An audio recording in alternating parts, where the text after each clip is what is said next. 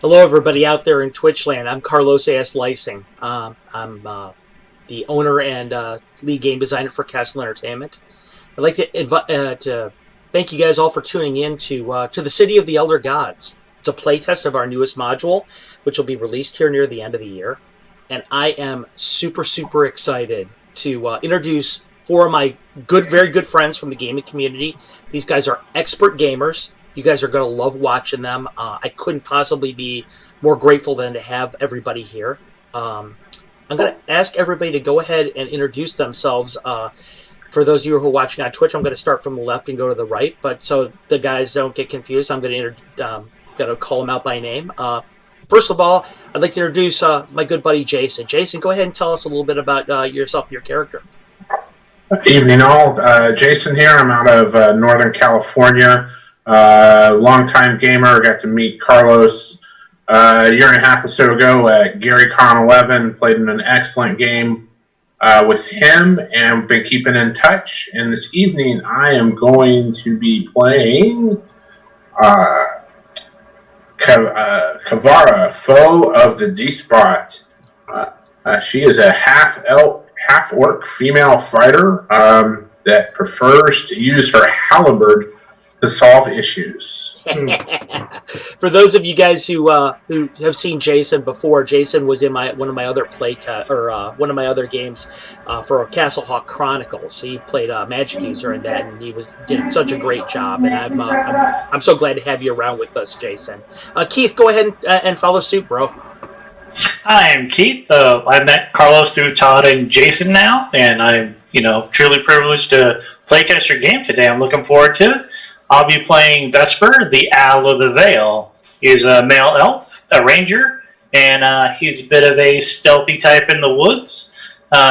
Seeks out to do a bit of justice, and he's really wicked with a short bow. For those of you guys who are familiar with the Castle Entertainment projects, everything we do is set in the world of Greyhawk, and the Vale that he's referring to is the Vale of the Mage, where Jason Crimea, the Black One, holds sway. Vesper was a freedom fighter back there, and he was recruited by one of his patrons, who will cover that here in the actual context of the game. I have a massive bounty on my head, so hopefully nobody will collect on that. Massive bounty on his head. Going over to Kavra just for a second, too, before I get too far ahead. The despot that we're referring to in that case is none other than Turish Mach, the despot from the land of the Pomage. For those of you who are familiar with the Slave Lords games, Turish Mach was Thegnarlet back then, one of the Slave Lords.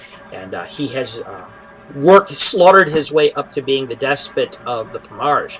Well, Kavra worked as a double agent and actually ended up undoing some of his work and is hailed as a champion there ever since. Rain, please go ahead with you. Steve Fritzma, Grand Rapids, Michigan. Met Carlos and Amanda at GaryCon 11 and loved the game and got in touch, Facebook friends, and now I have the privilege of playing in Carlos's games as he brings them out. I love the flavor and the vivid imagery that Carlos uses, describing spell actions and monster interactions, and I love that his dungeons have a lived-in feeling. The ecology of a dungeon has pit toilets and kitchenettes, and he thinks about how the denizens of those dungeons would actually have operated. So my character is Rain Hightide, and she is a halfling druid thief, and she resembles a small feral human child. She's kind of dirty. She has armor made of Ankylosaurus scales, and she has a animal companion, a jaguar, Casadora. Is that pronounced correctly? Casadora is correct. So Casadora outweighs her by 4 to 5 times, but Casadora is devoted to Rain. Mm-hmm. Rain had most of her family killed by the Crimson Brotherhood, and she carries a huge chip on her shoulder. Again, for Castle Entertainment fans, you guys know because I need to respect Wizards of the Coast's IP, it's important to me to do that. I wouldn't want anybody else stepping all over my IP, so I try to give them the same respect. Rain is actually the Crimson Brotherhood that she refers to is actually the Scarlet Brotherhood, and she actually was a castaway in the Amidio jungle, and that is how she gained her Ankylosaurus skin armor. She's returned for a very important mission, as you will soon see. And Todd, go ahead, hit us with your background, bro. So yeah, I met Carlos and Amanda also at Gary Con. So and I've definitely got to rep the shirt. So if you don't have one of these, you better get one. On top of that, I played in Marquesa games. They were so good. I had to buy them all. They're amazing. It's such a good time. And Carlos, you are single-handedly responsible for making our whole gaming group take a tour and really spend a lot of time all back through first edition. So thank you. We've been having an absolute blast. It really has been. It's been a lot of fun. So for all of you guys out there in Twitch, if you guys ever see the character sheets here, you're going to notice that Todd in this playtest is going to have like 4 or 5 different magic items that he's not supposed to have, thanks to that glowing review. Oh, okay. Brother, thank you so much for the kind words, man. First edition is my life's blood. I mean, it was what I was born and raised with. I mean, it revolutionized my life. It's the reason probably why I'm a writer. It's the reason why I have a lot of the knowledge I do. It helped my social skills. Helped a really lonely kid that kind of was an outsider playing travel team hockey all over North America kind of become a human being. My wife likes to say I was raised by wolves a lot of times. I'd hate to see what I would have been like had I not had the game there to help me. So first edition, I owe so much to the Gygax family. I owe so much to that particular experience that I try and celebrate it as best I can.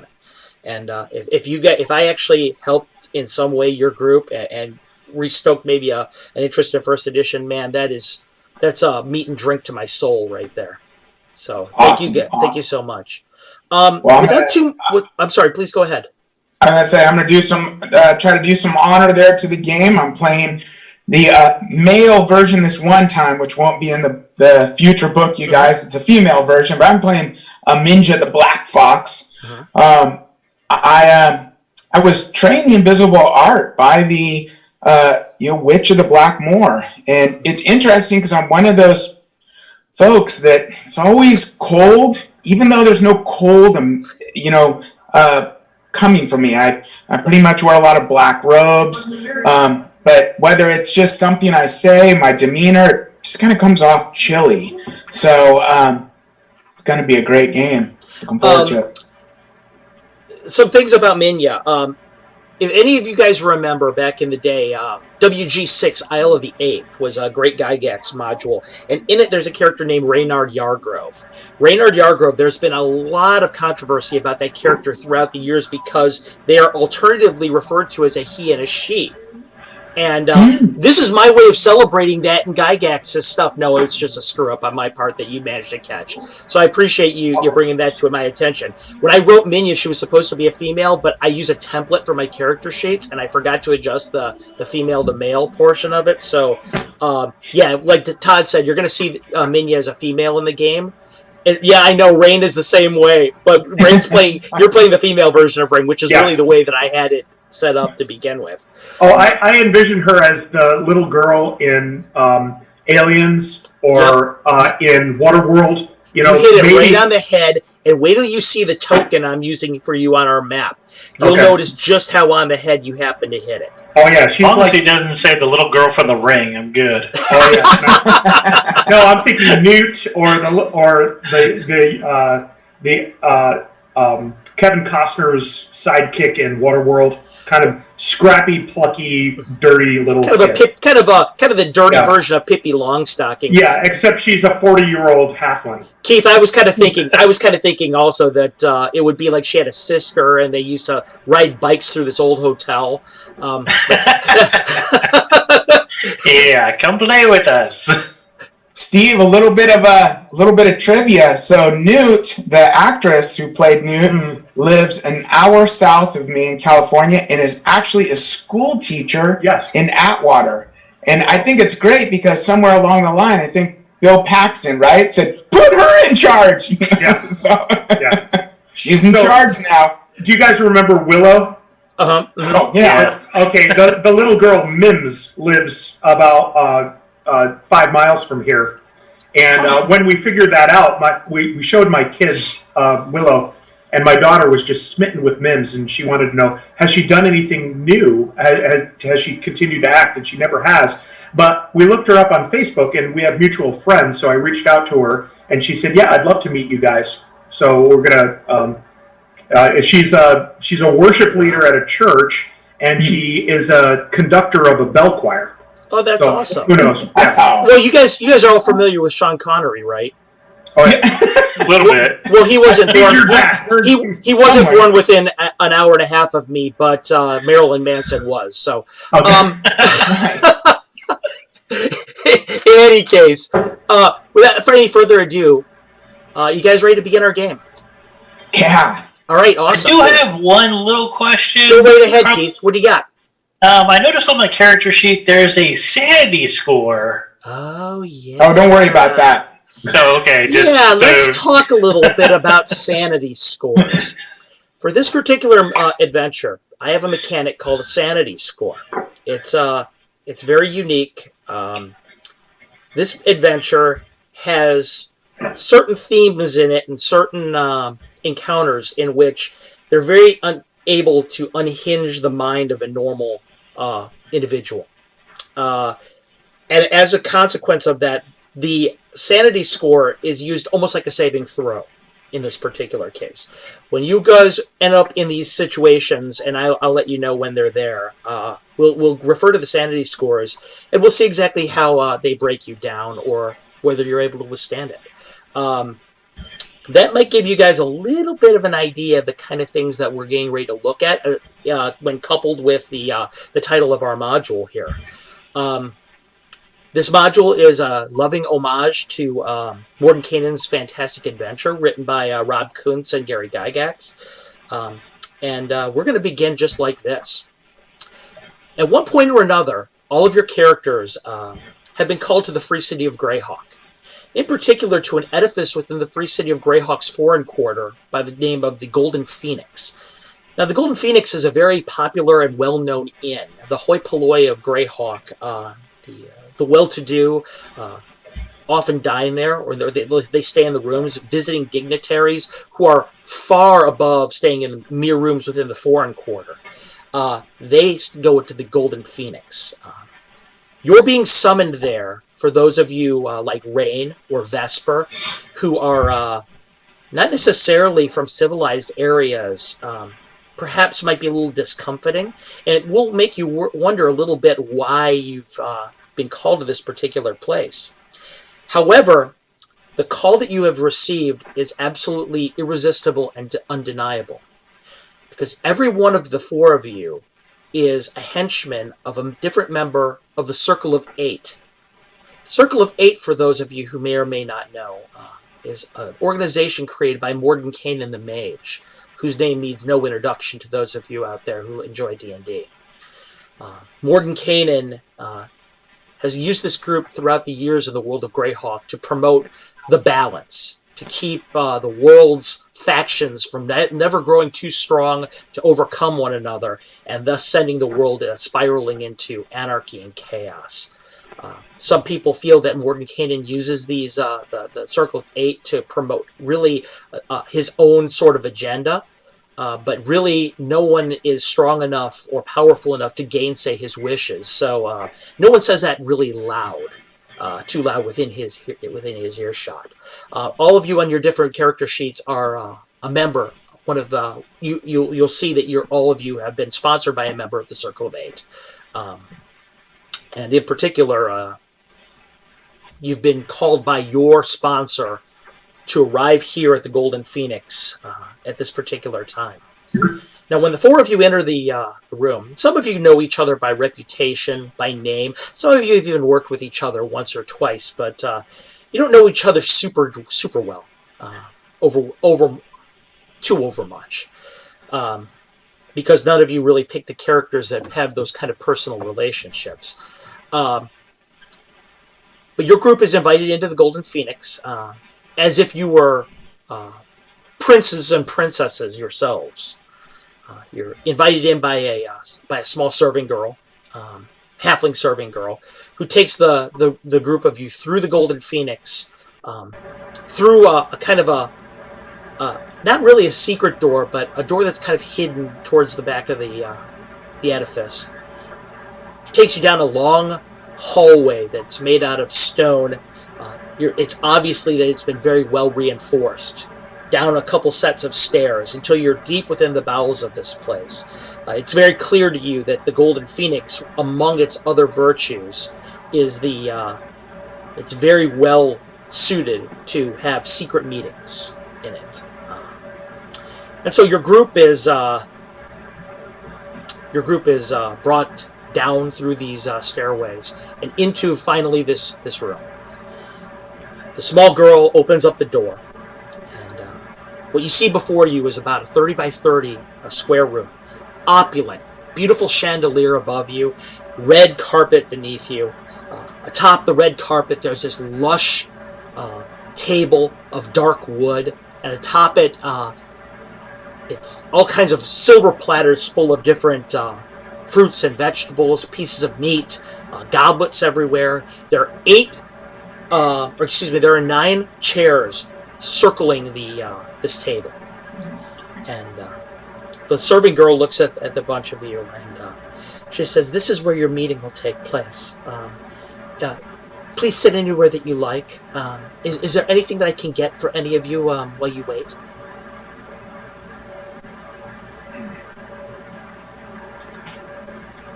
Kavra, you're muted. Sorry, I was actually talking to my dogs. Oh, okay. That's okay. That's just as good. Just as good. Does anybody have anything they're going to say? Rain asks for some tobacco, please. Okay. Oh, sure. Sure, I think I can get you some. I'll be right back. And she leaves. Unless any of you other want to say something else to her. No, I take a seat. Okay. Everyone else takes a seat around the table, and you're kind of eyeing each other. It's one of those moments that's a little bit awkward, where nobody really is sure they want to say anything to one another, but in a short period of time, the door opens up again. The first person that walks through the door is well known to all of you. Is a short, kind of portly man, kind of big smile on his face. He's got a pipe in his mouth. You can see hanging from his belt, there's a big flail hanging there, swinging back and forth with a big golden head on it.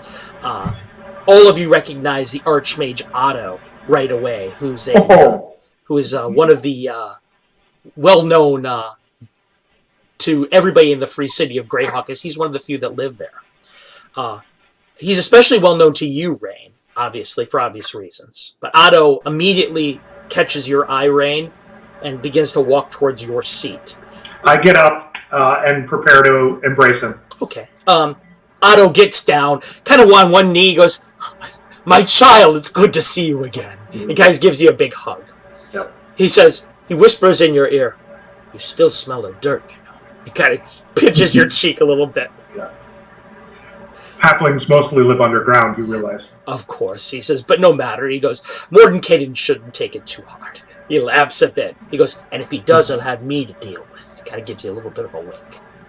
Following him into the room, the names of these individuals and the personal gravity of their mere presence. You can see each one of them, just like every one of you in real life know Hollywood celebrities the second you see them. So too, you guys recognize every single one of these people that are walking into the room in turn. Drawmij, worn his star coat. Theoden Ariason, who comes straight over to Vesper, just kind of gives him a cool nod. Jalarzi Salavarian, who kind of catches Minya's eye and smiles and starts walking over to where she sits. Nistul the Mage, Alhamazad the Wise, Bigby, and finally walking into the room, following everyone. His hair pulled back by a circlet. He's got long brownish hair, a beard that's streaked with white in it. You can see Mordenkainen himself walking. The serving girl is alongside him, and she starts to say something, and Mordenkainen looks down at her and says, "I'll give it to her, child." "Okay." She hands him the tobacco. He walks over, places it in front of Rain, and walks over around the table right behind Kavra's seat. Rain, your jaguar, who is also here present with you, she's walked into she's kind of underneath the table, folded up, kind of like the cat, how cats do. She's on top of her forearms, just kind of waiting for him. She's actually pretty well behaved around most people. It was hard for you to get her to be that way. There was a lot of snarling and growling and missing fingers at first among some of the tribes that in which you guys when you first met her, but now she's a pretty well behaved cat. All of your mentors are behind you. Minya Jalarzi kind of whispers down into your ear, I trust your travel was good." She kind of looks over at the cup. There's a mug of water that you'd had in your hand, and she can see the as you're holding it, rising out of the top like dry ice just from your touch on it. You can see a little bit of the steam in the air. She kind of smirks a little bit when she sees that. Kavra Mordenkainen just kind of puts his hand on your shoulder. Vesper, Theoden is known for not really saying too much. He doesn't betray much of anything. He's very hard to read. He just kind of he has this gaze that when he looks at things, it's like he's deconstructing them with his very eyes. And you can see him looking around at all of your fellows around the table, almost as if he's sizing them up, deciding how he would kill them all if he had to. It's just Naturally. You're totally. This is something This is something that Theoden does. You can tell. I mean, it's just something that's his way. But door closes. Mordenkainen just kind of nods a moment afterwards. Looks at the group of you. "Friends," he begins. "For perhaps it's too infrequently that we articulate the manner in which all of you are viewed. It's not lost upon any of us the distance that some of you have had to travel to attend our gathering. And at short notice at that. So for this, I would extend my gratitude for your appearance. Right away, some of you are aware that when Mordenkainen is saying things like gratitude, a person of his gravity, it's... Oh, thanks so much, Downhill. We really appreciate your joining. It's... Yep, hey, it's a rook, bud. So he, and that's all my merch Valkyrie right there. Thanks, Amanda. But anyway, he, when he speaks in terms like these, when a person that is as powerful as him says these things, again, the gravity of the moment is just amplified. He looks at him. You doubtlessly understand that we would have never placed such a burden on you had circumstances not been of the direst character. And because they are, I will continue with no further ado. Nearly 40 years ago, he looks around the table at all of you. Kavra, you can feel his hand on your shoulder, kind of gripping the brace on your shoulder a little bit more firmly. I, along with 4 of my boon companions, and you can see kind of glances at Bigby for a moment, dare to breach the unopenable doors that guard the way into the dungeons beneath an edifice of a most ill repute, Maur Castle. There, as you know, I faced trials that stand even today as the most harrowing I've ever endured. Yet their specific nature steers us away from the point of this dialogue. In the course of my exploration of Maur Castle, I had the singular misfortune of making the brief acquaintance of a warlock of the most sinister character. He's as capable, he looks around at Minya for a moment, Rain, as he was as capable a master of the invisible art as any of us. He had flesh as pale as the moon in its fullest, and horrid arms that terminated in black, razor-like claws. For those of you who have studied the history of Magi. Certainly you know of whom I speak. His name is Eli Tomaras.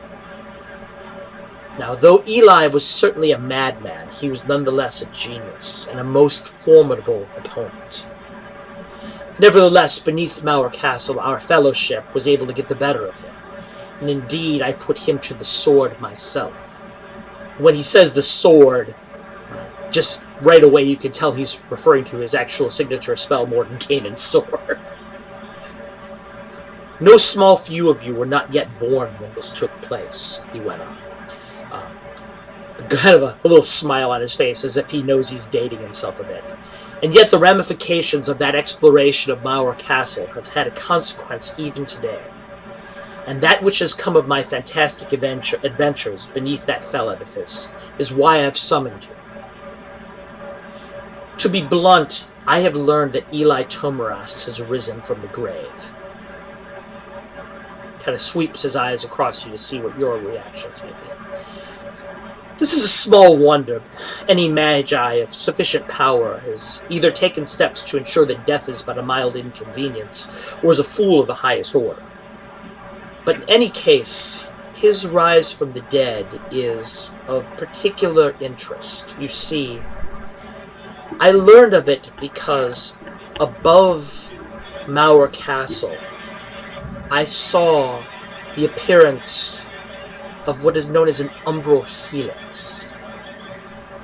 Now, those of you guys who are familiar with the world of Greyhawk probably know this already, but for those of you who don't, an umbral or a shadow helix is where power of immense power has been released. Usually, it's a wish spell or some other reality-altering magic. It creates this a legacy in the form of a shadow helix or an umbral helix.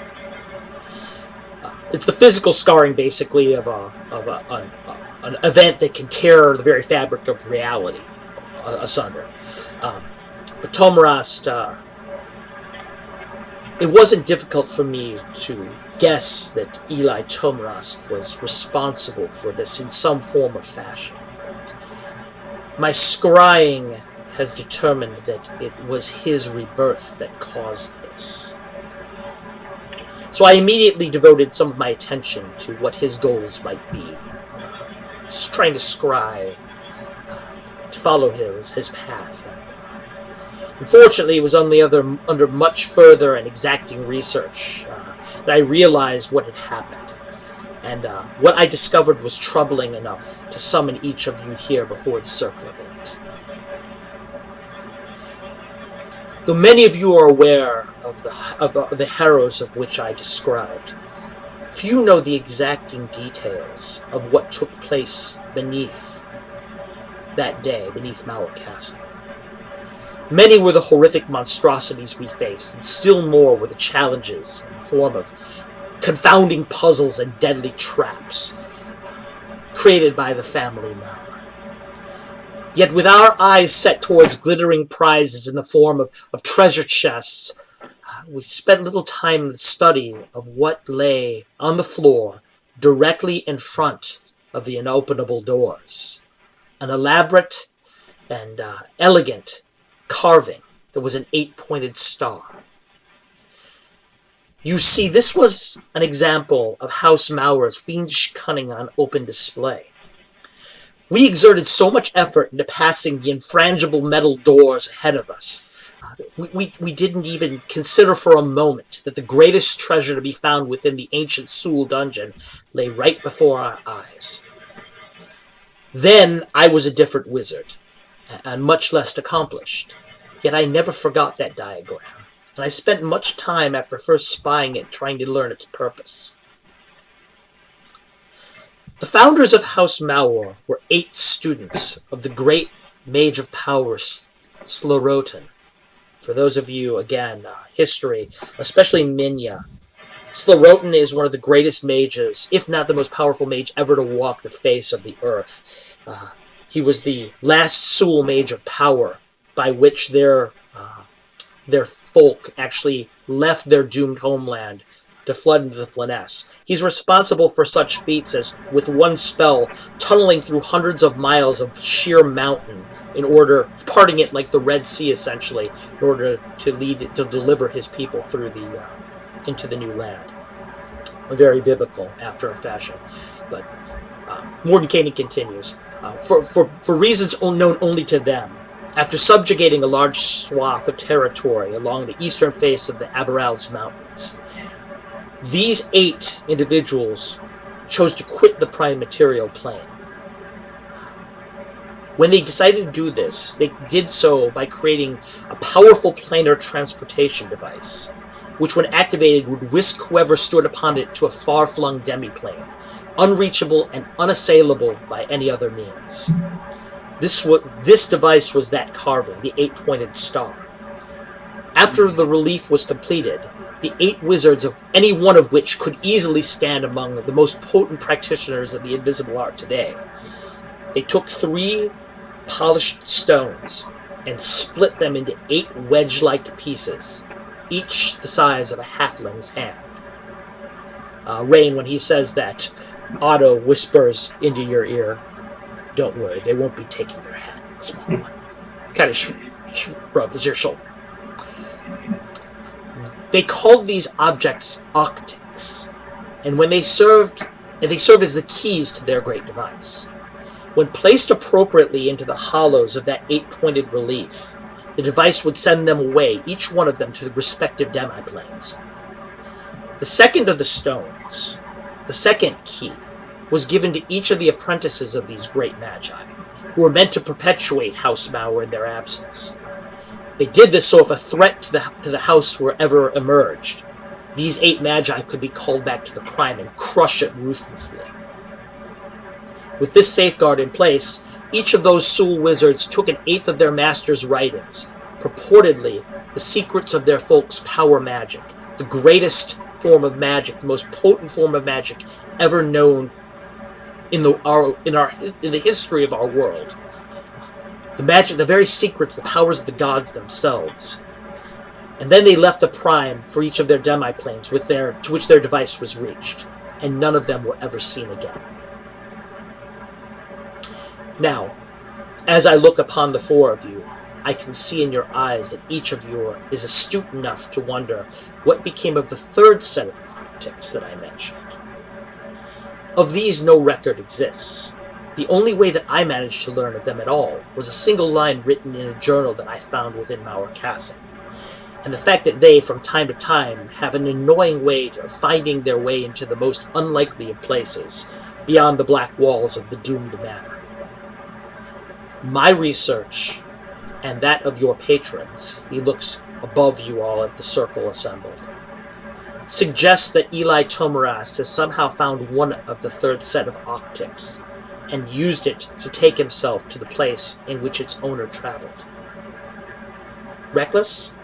Certainly. An act of a desperate madman? Absolutely. And yet, at the same time, if Tomarast is allowed to lay claim to even an 1/8 of the power at the command of Slorotin, most assuredly the greatest ever of our world's magi, the unspeakable horrors which he might render with the invisible art would be enough to shake a continuum to its very firmament. The balance of all things would be upset to a point from which it might never again recover. Clearly this cannot be allowed to take place. He looks at all of you. Thus you have been assembled here before us to follow Eli Tomarast across the plains, using the Sul device located before the unopenable doors of Mauer Castle. If possible, you will learn the reason for his use of the Octic and the details of his objectives and plans. Then you will eliminate him so that he can no longer act as a thorn in our collective sides. You 4 represent some of our most trusted and powerful agents and our steadfast friends. Would that we could afford to leave the Prime to settle this matter ourselves, we would. But with vipers hidden in every shadow, waiting for a moment of weakness to strike, with Tomarast himself having agents everywhere that might use such a maneuver in order to enact some hidden part of their plan, this cannot be done. So even though that there is so much at stake, it is to you our trusted retainers and our henchmen, that we would entrust this task. Now finally, some of you might be wondering how you're expected to follow Tomaras's path, given everything I've laid bare before. It's a salient question enough, I suppose. Reaches into his robes, pulls out a small token, and puts it right in the middle of the table, right between all of you. And there is a slate gray stone, wedge-shaped, about the size of a halfling's hand. Seems pretty unremarkable. Looks at you. This is the third of the optics, mated to the one used by your quarry. He kind of smirks slightly. As I said, beneath Fellmauer Castle, I learned much. But what I found was not inconsequential either. Pats it. Now certainly, the 8 of you, or the 4 of you, must have questions, concerns, things that you would wish to know before you would go forth on such a mission. I bid you ask me these questions now. I bid you to gird yourself as best you can, for what is to come is certainly going to aspire to the most harrowing of trials that any of you have ever undergone. Please, ask. When you defeated Eli the first time, what was his MO? What types of magic, what types of spells, what characteristics? What was his fighting strategy? Rain, beneath the table, you can feel that that the jaguar has found a grape that has rolled underneath the table and is kind of playing with it, knocking it around.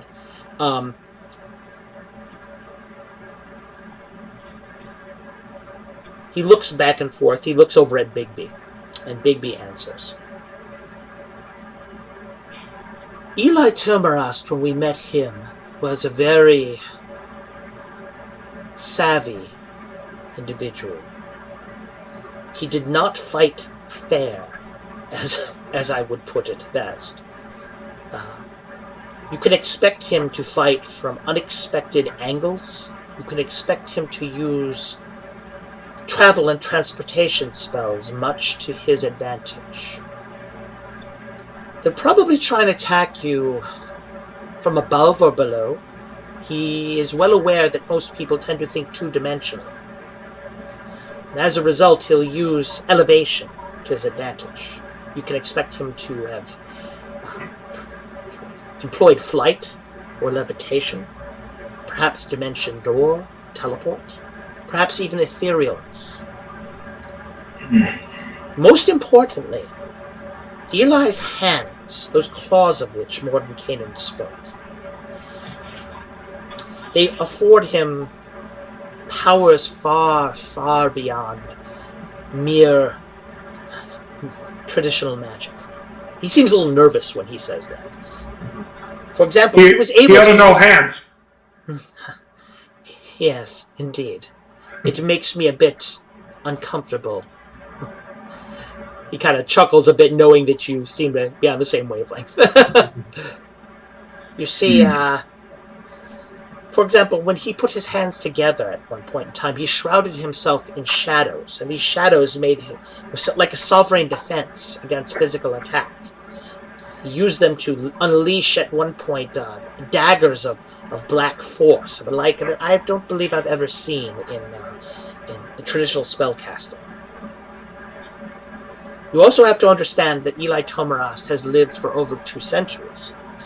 Consequently, Mr. Tomarast, he kind of sighs a bit, has likely researched many unusual, individual, unique spells. Things that he may have created just to suit a specific occasion.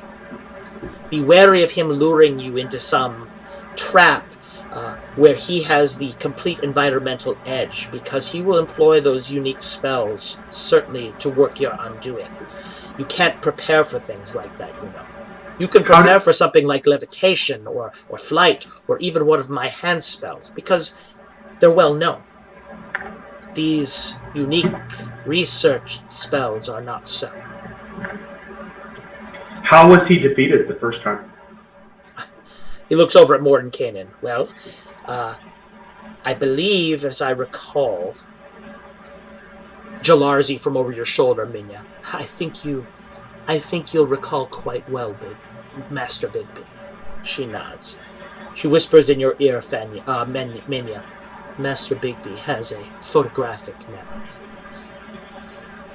As I recall, I cast Dispel Magic upon him at one point in time. Targeted to reave as many of his defenses as I possibly could. As I was preparing another spell, one of our companions, a warrior by the name of Irag, the Lord, encountered him directly in combat. This was more or less to keep him occupied. I believe, as I remember right, that he was enervated for his trouble. He may have lost some of his life energy for the trouble, but nonetheless, it allowed Master Mordenkainen the opportunity to conjure forth his signature sword, which he ran through his chest. Mordenkainen nods, and this is true. Lady Rain, you should also know that Eli Tomras is known to have a familiar, but not a true one. He counts a homunculus as one of his henchmen, thereby gaining significant power, but it could also be used as a vulnerability against him. This is important to know. You spoke of environment earlier. I am, being a child of the forest, I suspect we're not going into such an environment. What is the terrain, the environment, the dimension we're delving into? Vesper behind you, Theoden, retains his cool kind of aloof demeanor, but you can tell that he's pleased by your question, that you've not embarrassed him by your question. The environment that you'll soon find, Bigby says, is unknown to us. You see, you're not going into Mauer Castle. If it were Mauer Castle that you were to explore, I could tell you everything you need to know about it. The demi-plane that you'll be traveling to, however, is unknown to any of us. You see, a demi-plane, by its very definition, is it's its own continuum. The walls of a demi-plane are invulnerable. Things that shape it are just as immutable as the boundaries of our universe. But because one who creates a demi-plane creates its laws, its physical nature, they can do just about anything they wish to it environmentally. You may find that as you teleport into this place, it may be full completely to its top of water, or fire, or elemental earth. There is simply no telling what you'll find when you get on the other side. I can tell you this, you must prepare yourselves for anything on the other side. The better you prepare yourselves for environmental dangers of a very flexible nature, the better off you'll be. And being able to manipulate the environment, would that be something he would be able to do easily? Or is this something you kind of do and it's No. done? You have to remember, Eli Tomaras did not create this demi-plane. This demi-plane was created by one of Slorotin's Oh, true. students. Tomaras is just pursuing this student, I would assume, although to do so is clearly dangerous, I would assume that he is going to do so to try and lay claim to the 8th of Sul power magic that individual retained, if that individual does not still live. For example, again, time is mutable in a demi-plane. It could be that he simply traveled there yesterday, the student of Slurons. He could very well be. You may go there and find Eli Tomaras is already dead, and that the true danger is the Sul power mage. Therefore, you must be on your guard, and you cannot take what you suspect as known. Try and have as few preconceived notions of what you'll find when you go there. It may serve you well. Bigby says and nods. Understood. A tree by itself is simply a tree. many trees is a forest, other than just a homunculus, what other allies does Eli have that are known? Jalarzi whispers in your ear. Excellent question, minion. I believe I'm best suited to speak to this, Otto says, behind your head ring. You see, Eli is part of an organization known as the Seekers. The Seekers. They're antiquarians, reliquarians, whatever you want to call them, of ancient power. They go all throughout the world under the guise of treasure hunters and archaeologists. But in truth, what they're trying to do is they're trying to uncover items and objects of great, great power. You see, his... Pardon me. Rain, my dear, your goblet, if I could. Yeah. I slip him a good berry. Yeah, he eats it. You needn't have. And he drinks the goblet and puts it back down. Forgive me. Having a bit of a reaction. Terrible gout right now. Terrible gout. Anyway, as I was saying, these Seekers, they have a network all around the world. They have access to all sorts of magic items, all sorts of knowledge. You are fortunate in one respect that Tomarast is considered a renegade and a rogue amongst their ilk. An outcast. But when he left, the fact that he was successful apart from the Seekers created a bit of a schism in their organization. Consequently, some of them left, following in his footsteps.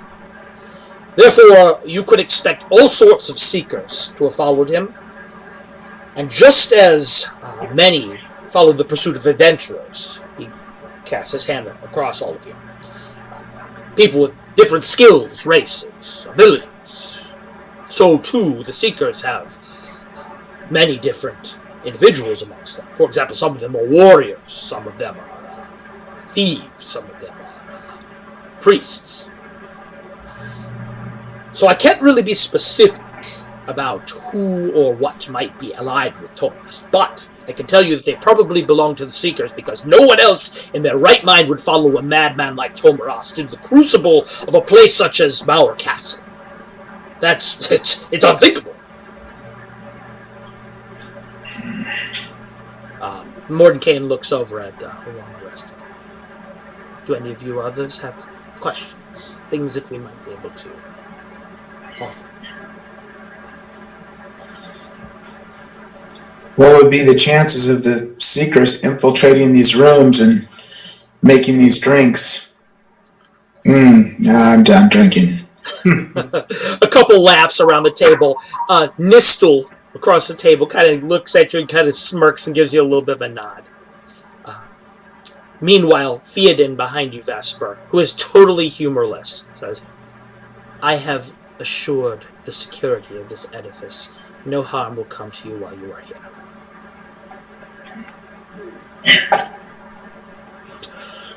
Jalarzi whispers in your ear. It was a good question. She says to me, have any of you any other questions? Is there a boon you can give us on this travel? Some proof against magic, especially for our magic user, might be of essence. He looks around the room. Says, we have already prepared you for such a possibility. He nods. Dromij. Gentleman kind of with brown hair, kind of going gray. He looks a little bit distracted. Like he's thinking about something else. He's got the typical wizardly robes on. A wand in his hand. Kind of sits there for a moment. Dromij. Dromij. Whoa. The back. Oh, yes. Forgive me. We then all of a sudden, totally normal. Oh, Thanks, Joe Nuge. And Joe Nuge, I'm responding to your text tonight. I have had zero time at all. Thanks so much for subscribing and supporting us, bro. I loved what you did, and I will be in touch. The guy who just subscribed, gentlemen, is somebody who's gonna. I'm hoping we will be able to get us doing some work for casl Entertainment in the future. So, really exciting stuff. Anyway, he comes over to Drawmish comes over. He puts a bag on the table, kind of an old leather satchel. This, he pats it, is actually, he whispers, kind of like he's being conspiratorial, it actually used to belong to a good friend of Lord Mordenkainen's. This is a bag that used to belong to a wizard, Heward, I believe his name was. Heward, I think his name was. It's much like a bag of holding. All you have to do is reach into it, and what is superior, however, is... Yes? No, Minya,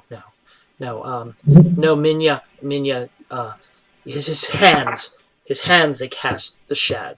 No, Vesper, yes, arrow flights, certainly. Lord Drawmij, Mordenkainen says, here and now, be present. Forgive me, Mordenkainen, forgive me. Minya, in your ear, Jalarzi whispers, Lord Drawmij recently has been interested in time magics. He's very scattered. As I was saying, it is superior because not only did Great Heward make it, but all you have to do is think about what you want, and it will be right on top. Unlike a normal bag of holding where you have to dump it out on the ground and you're sorting through coins and rings and all sorts of things, this will be right at the top. Very handy. Yes, very much so. Behind you, you hear, if you only knew, Jalarzi whispers. Please, one of you reach in. See what and think about the scroll. Think about the scroll. Rain does it. Rain, you reach your hand in there, and you put your hand right on the scroll case. It's a bone scroll case. You feel, it feels like it's right at the bottom of it. But you feel also like a little bit of glass in there. But your hand goes right to the scroll case. Okay. You pull it out. Oh, yeah. There is a rune on it that all of you recognize. It's written in the hand of Big B himself. Big B on there, superimposed over a hand. I scribed the scroll for all of you the other day. This is a scroll of protection versus magic. When you read it, Minya, for the rest of you, I would assume, though it is scribed in such a way that any of you can read it, an important distinction for most spells. When you read it, you will be surrounded in a shell by which no magic will penetrate. But have a care. While you are inside of the shell, neither will you be able to cast magic. He nods. So it will be a sovereign protection, but it does have its drawbacks. What about other magic as items, weapons? Are they affected as well? Or just merely casting? Your bow brought within the envelope of this shell. It will just be as if it were a normal wooden bow. Understood. And because you're launched, and I know what you're thinking, he points at you, Vesper. Even though your arrows will leave it, and you would think they would become magical again, it's the source that matters. Naturally. It's the source that matters. So it will just be a normal arrow, unfortunately. I see. The same with your sling bullets, Lady Rain. And your daggers. You should throw them, Minya, cover. And I've also taken liberty, Big B said, of putting a couple draughts in there as well. Lady Rain, if you'll reach in again, please. Sure. Think about the potions that you'll find in there. I will think of a potion of extra healing. Your hand goes right to a potion. Okay. You pull it out, It is a light blue fluid in there. It's very aqueous, and inside of that is all kinds of flecks of gold that glitter inside the light when the candlelights from the chandelier hit it. I think of a potion of heroism. You think of a potion of heroism, but your hand goes to another potion bottle. Okay. Pull it out. Sure. It's the same thing except it's got silver flecks in it. Okay. He says, there are 3 potions in the bottom of this haversack. The first one that you've seen here, the gold, this is a potion of extra healing. I have taken liberty not to label it. I've done so in case it falls into the hands of your enemies. I wish them to be vexed by its possibilities. These other 2, he says, are identical to one another, the silvers. Potion of healing and another potion of healing. They came at some cost. You may wish to be circumspect in their use.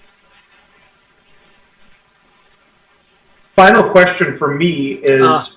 he says that, but Otto kind of... He gives his big belly laugh when he says that. He says, you fail to recognize my colleague. He puts his arm around Bigby. Bigby looks like he just wants to get away from him more than anything in the world. His dry sense of humor. He says, drink them as if they were wine or mead. He says, these are but petty magics to those such as us. Pats him on the back. Yes, it was just a joke. My question is, suppose we are successful and we are able to defeat Eli, how do we return? He points at he taps the Arctic, Mordenkainen, across the table. He says, wherever you arrive, there will be another place just like this. Your Arctic should fit directly into that. It should be of no consequence to leave and return. I suppose there's a possibility, Bigby says, that some sort of magic has been wrought upon the exit point, but I would think it would be very difficult to do that. So, he shrugs his shoulders, but not impossible, especially not for one such as Eli Tomarast, who is such a devious individual. I would caution wariness. Rain, do you have the ability to dispel magic? I do not. We have a scroll. Otto kind of puts his hands on Rain's shoulders. It's one of the few things Lady Rain isn't capable of doing with her marvelous pet. Isn't that right? He looks underneath the table. The jaguar has long since eaten that grape and has fallen asleep. Oh, I was going to say, Rain's a vegetarian, but Rain's grabbing sweetmeats from the table and passing them underneath. Mm-hmm. Yeah. She has gorged herself so much, the jaguar, on these sweetmeats, she's now sleeping. And all of you guys can hear the sounds like somebody literally using a reciprocal saw sawing wood underneath the table because this jaguar is so big. It's just kind of vibrating the table slightly. The Circle of Nine totally are playing it off like it's not happening. So, Mordenkainen looks at the rest of you. He looks around to the rest of your patrons. Do any of you have anything else that you would like to add that perhaps our friends have not asked? Jalarzi kind of thinks about it for a moment. She says, well, this is mostly for you, Minya. But my research on the Sul has indicated that they were especially excellent at abjurative, divinatory, evocative, and necromantic magics. I would expect that following them in there, even though Tomaras's capabilities are his own, the things that you might find in there may have a slant to one of those sorts of magics, one of those schools. So if those of you have knowledge of such arcana, aside of you, Minya, I believe Rain, you may understand what some of those terms mean. You'd be best served to prepare for those. He looks around the table some more. Nistel kind of makes a face. Well, I suppose I'll address the elephant in the room, or the jaguar, as it were. He looks underneath. He looks at the table. What no one really here is talking about talking so much about Tomarast, but Lady Jalarzi brought up the Sul themselves, and I think it's important for you all to remember that the Sul mages of power paid a very dear price for their mastery of the invisible art. Nistel, by the way, is about 6'7", and as he talks, he has this way of talking with his hands. His fingers very long and elegant, almost like he's conducting some invisible choir when he speaks. They paid a very dear price for their mastery of the invisible art. Dweomers as potent as the ones such as they were never meant to be commanded by those bound by flesh and blood, you see. Slorotin was a genius, but in the end his mastery of power magic was even his undoing. As he would teach his apprentices, so too that these Sul mages, these magi were tinged, every one of them, with madness. Mordenkainen chuckles humorlessly and says, I would say they were more than tinged, dear Nistel. Well then, in that case, I'll be blunt. They were mad as hatters, all of them. You would all do well to protect your minds in this place, however you are capable. Particularly if this place that you go to reflects the mind of a student of Great Slorotin. You see, perhaps if you have such things, a ring of mind shielding, mind blanks. Things like these would be to your advantage. Any of the rest of you? It's such a bold question to ask, but I think of that one time that I unfortunately jumped quickly into the fire. And I know it's a lot of us to ask of you, but would you suggest we start the moment of this journey in that protective sphere of magic? They all look at each other. Theodane answers. Tactically speaking, I think that would be foolhardy. However, your question is not without merit. Tactically speaking, if it were I that were to go on this fantastic adventure, I would suggest having it at the ready at all times. Okay. But before that, you are a student of Jalarzi's, aye? Theodane, by the way, for those of you who don't know him, is an elvish individual. He's got black hair, kind of almost a sinister arch to his eyebrows, pointed ears, and his robes. And you know something else outside the game, something that just occurred to me. Joe Nude, you're watching right now. You notice all those icons in the bottom corner of everybody's picture. That was all your thought. So thank you for that idea. I think it's going to work out really well. See, I listened. Anyway, Theoden goes back. The Sul, as you know from your studies, they were arrogant beyond measure in their pursuit of power magic. You see, the invisible art, it's not a natural thing. It's nature itself. It can be seen in all things, those with the ability to perceive it, such as you. It's as if existence swims within its seas, you see, knowing nothing outside of it all the while. A skilled artist understands this and learns to work in concert and harmony with its eddies and its waves. I'm sure Jalarzi has taught you this. He looks across the table at her, and you almost sense a little bit of rivalry, perhaps, there. Almost like she's being challenged a bit. But she says nothing. Power magic is an angry thing. Like an earthquake that forces a great tsunami upon the land. It's brutal, extremely potent. And it's not only dangerous, but it's an abomination against nature itself. You would do well to remember this and avoid being seduced by its allure.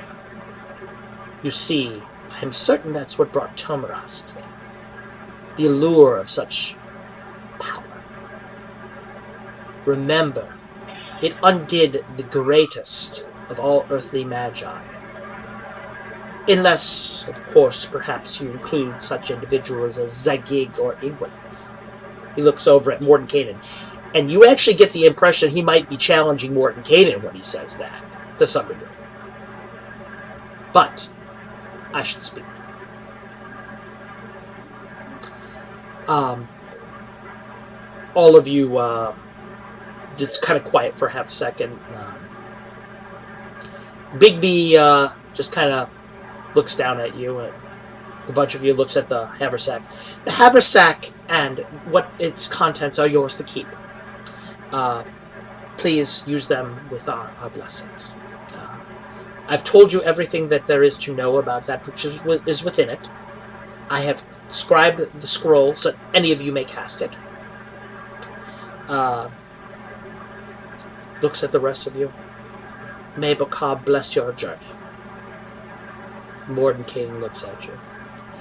Unless any of you have any other questions. He reaches into his robes and puts a piece of paper down. The servant girl will return after we depart. If any of you has any mundane equipment that you wish, things that could be easily obtained. This is a promissory note. It will be paid for and remitted to your custody. But I have one last gift for you. Such is the import of this adventure that I've brought an old friend. He reaches into a pouch on his side and begins to pull out something like a scroll case. It's really, really long. It's really strange. It's like 6 feet in a 6-inch bag. And he puts it on the table. And what you see is a rug that's been bound on both edges by this gold tie. Though I know that some of you have the ability to travel long distances with great ease, I wish you to arrive at Mauer Castle at your fullest strength. Pulls off one of the ties, pulls off the other one, and unfurls this beautiful, finely embroidered rug. This is the very carpet of flying that I used to travel to Mauer Castle many years ago with my friends. It's an old friend after a fashion. He runs his finger along the edge of it. I want you to take it. It should be big enough for all 4 of you to take. As it unfurls most of the rest of the way, you see a slip of paper inside of it. These are the command words for it. And on the back of this parchment, you should find a map to the location to which you need to travel. Young Vesper should be able to follow it with no problem whatsoever. Looks at the rest of you. And so you see, just as the threads in this fabric are, so are the fabric of so what we do now is a thread in the fabric of history, recurring upon itself. The past informing the future and the present. You go forth to undertake a mission that was directly set into motion by my actions many years ago. You have my blessings. You have, with any luck, the blessings of your gods upon you as you travel forth. He looks over at the rest of the circle. My friends. Turns around and starts to walk away. Opens the door. Without a word, some of your fellow patrons, Otto kind of taps you on the shoulder, Rain. Good luck, Rain. I know you'll do well. pats you on the shoulder. Minya, Jalarzia over your shoulder, kind of hugs your shoulders a little bit. Best of luck, Minya. I'll see you again soon. Vesper Theoden just walks away without saying a word. Kavra, you feel that Mordecai just pats you on your shoulder. He says, he whispers in your ear, "You've had worse trials before." He walks away. Door closes behind the circle of 8, and all 4 of you are sitting there in the room together. For the first time, forged into a single group by your various allegiances to members of the Circle of 8. You're all sitting there. It's dead silent, except for that rumbling sound underneath the table of the snoring jaguar that's underneath there. Vesper, you've seen mountain lions and things like that before, but you've really never seen one with spots like this before. Rosette's a fascinating animal.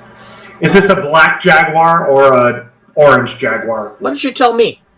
I think, well, I guess not solid black like a panther, but I'm thinking she's black, but you can barely discern the spots. Her rosettes. There you go. Yes. And that's Yeah. exactly what you guys see underneath there. Yeah. Since I didn't, since in her background I didn't mention what she was, there you have it. Yep, the black jaguar sitting there underneath, pawing at the, slumbering away. She's got kind of pawing at the ground, clearly dreaming. Has no idea what is about ready to, the horrors that are about ready to unfold themselves in front of your group. At this point in time, I do have an equipment request. Okay, what do you have? The servant girl. I would like the servant bag. girl walks back in the room. Yep. And she's got a big carafe of water in there, and she's got holding another big plate of meat. It's raw.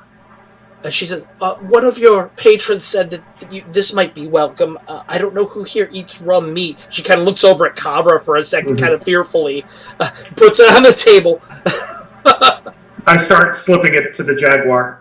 As soon as you hit raw meat underneath the table, you can almost feel her eyes pop open. Yeah. She starts gnawing on the snoring stops. An unusual request. I'm seeking about 30 feet of steel wire.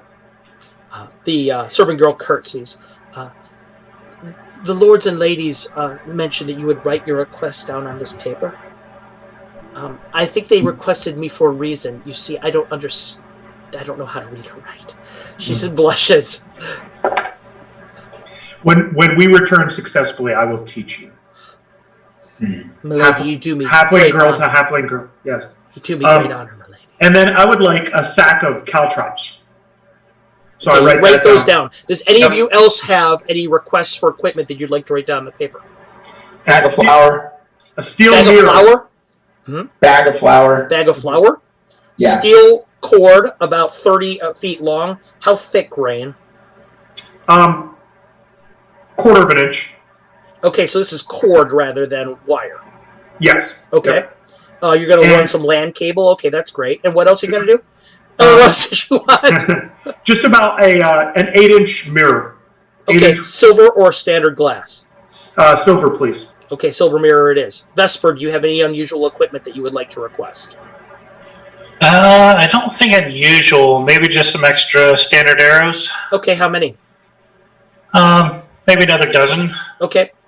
On the paper. Kavra, is there anything you would like to request? Indeed. Some probably about a solid dozen or so spikes, a nice small short-handled heavy hammer. Okay. Probably another 50-foot of rope, maybe some. Would that be silk or hemp rope? Let's go for silk on that one. Okay.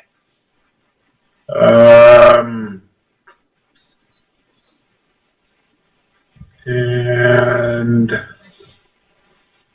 perhaps I think that will cover it for now. That's the only thing that. Can I get some charcoal as well? Okay. Charcoal, as in charcoal for like coal, just a couple pieces. You got it. Coal it is.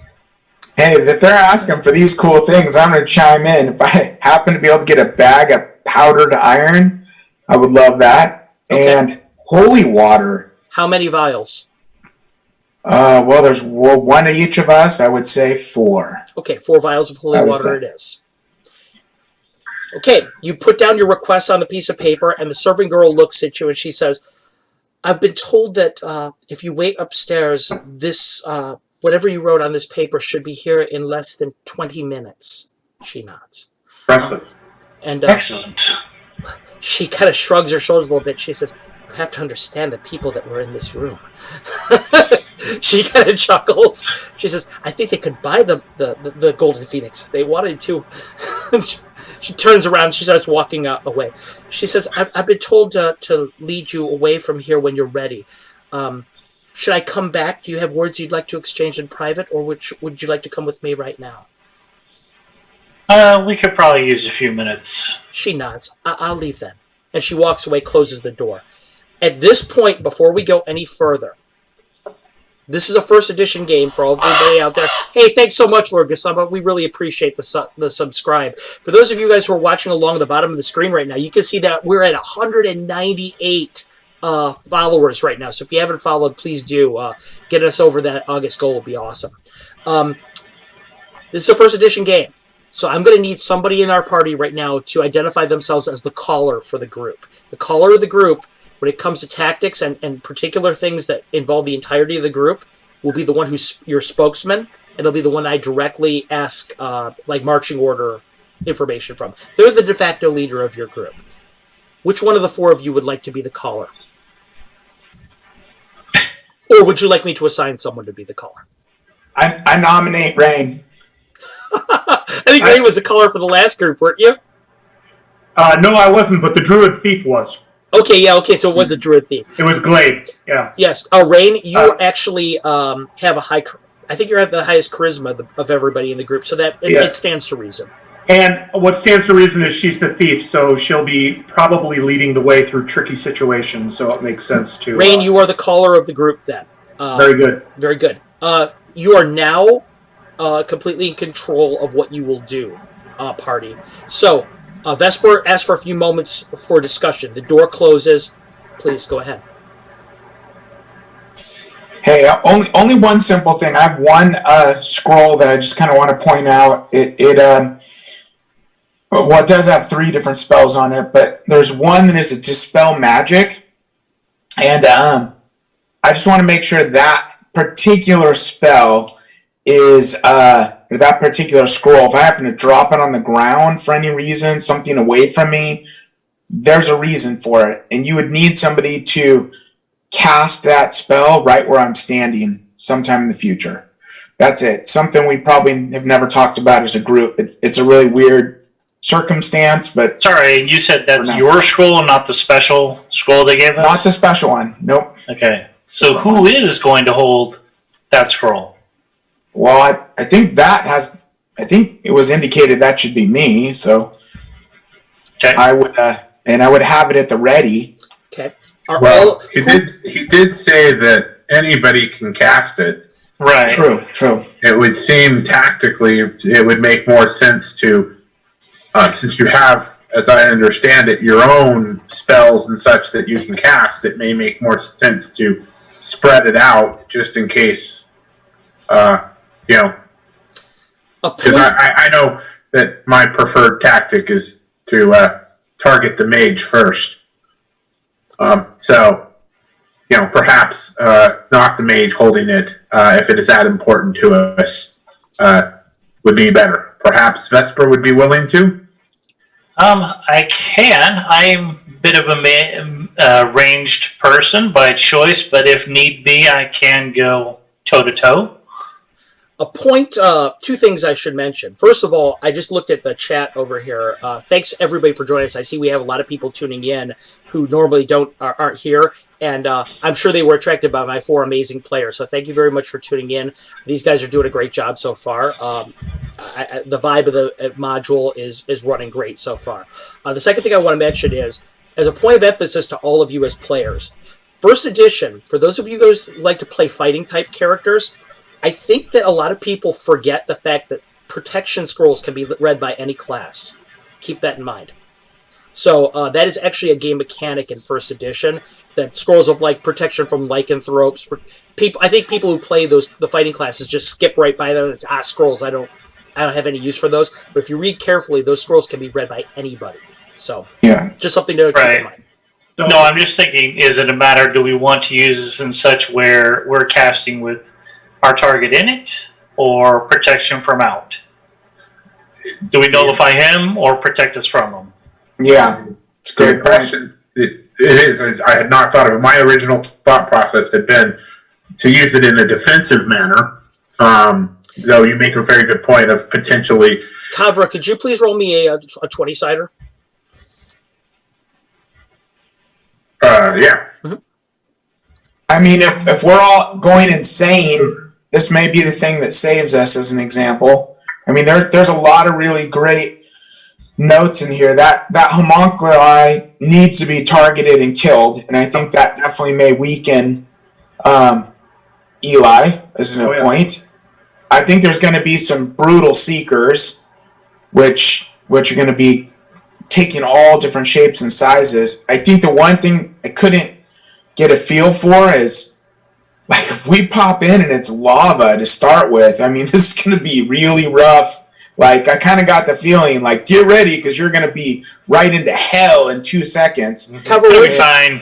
Everything's fine. What'd you roll on that, buddy?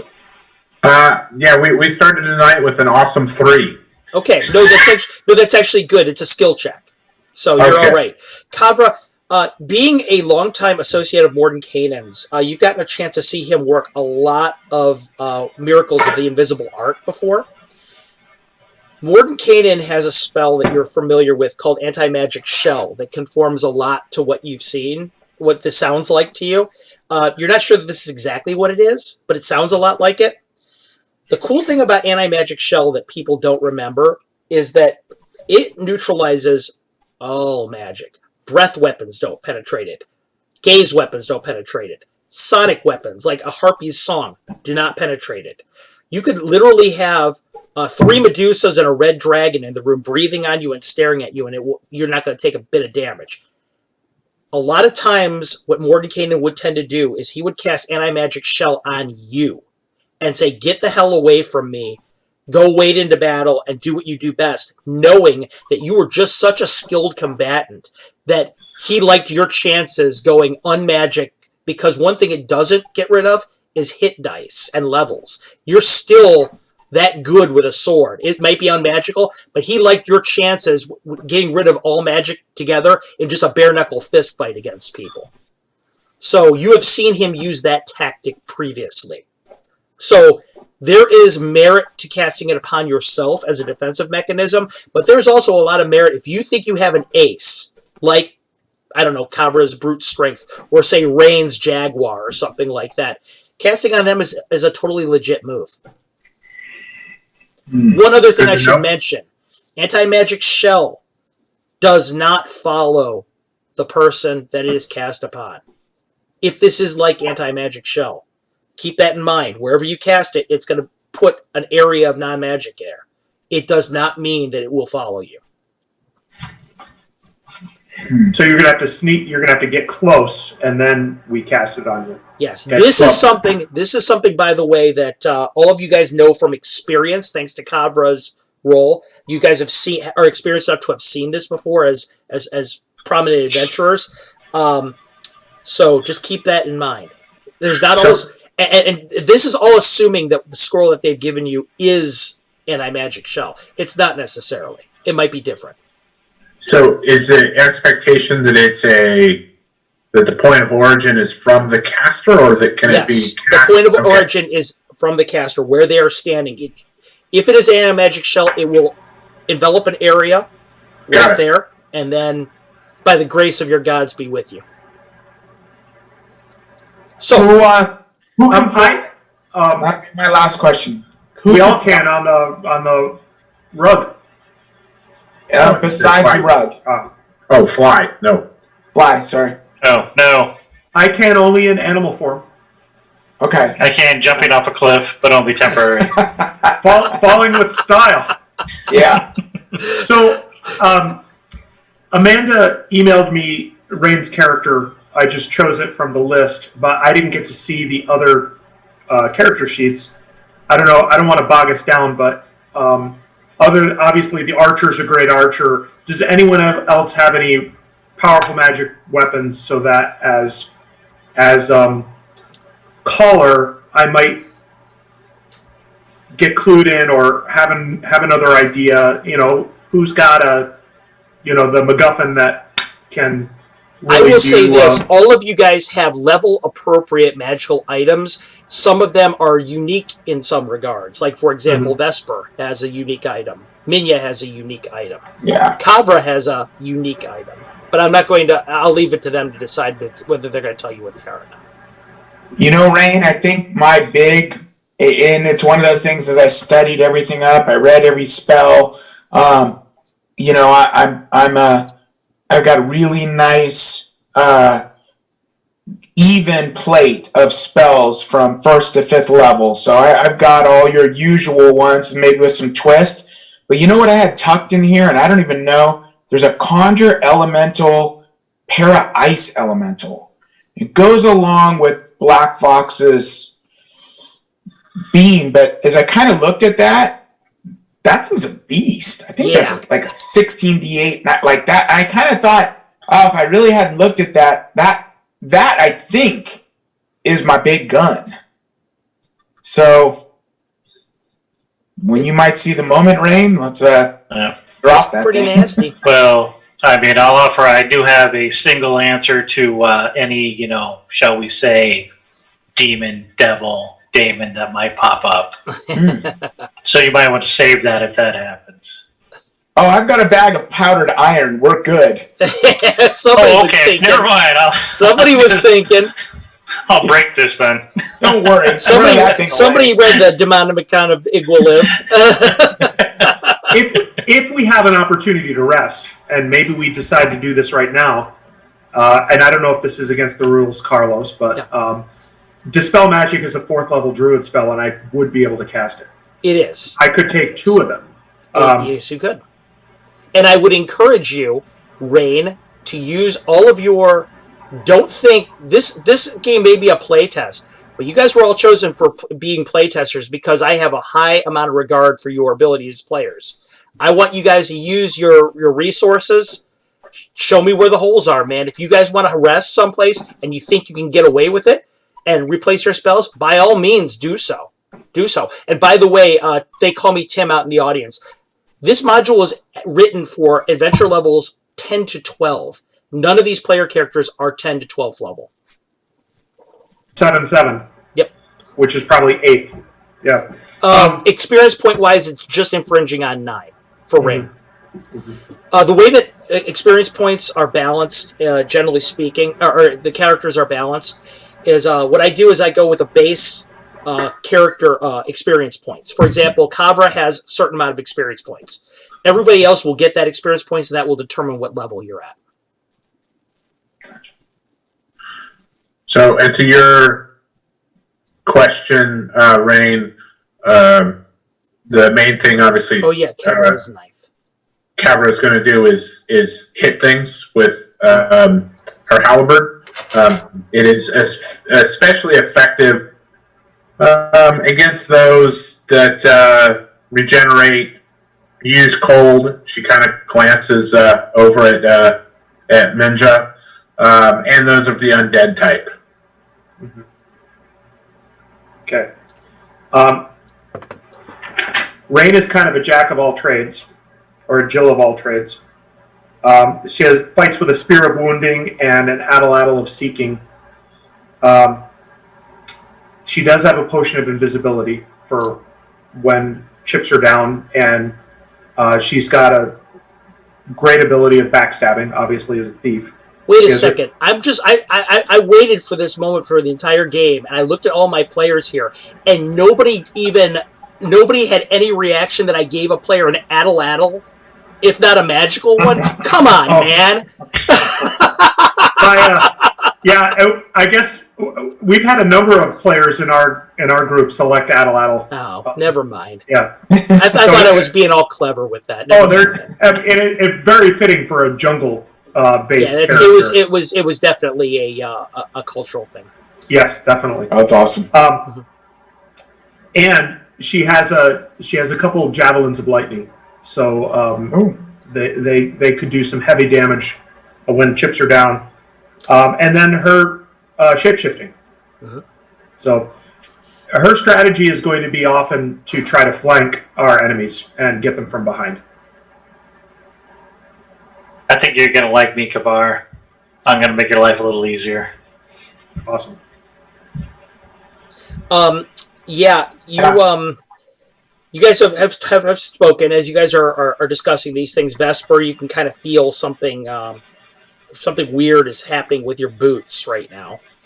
You look under it; it's the jaguar is sniffing at your boots and kind of pawing at you, trying to figure out what you're about. Being a ranger, you kind of figure that the animal is being drawn to you. It can kind of sense that you're safe, so it's being inquisitive. So, is there anything else that you guys would like to accomplish, or any other things that you would like to talk about before you actually begin? If we rest now, I can pull off Dispel Magic. Probably safer to rest here than in the plane that we're going to. How much time do we have to travel by? Vesper is best suited to answer that question. Vesper, when you look at the map, you figure that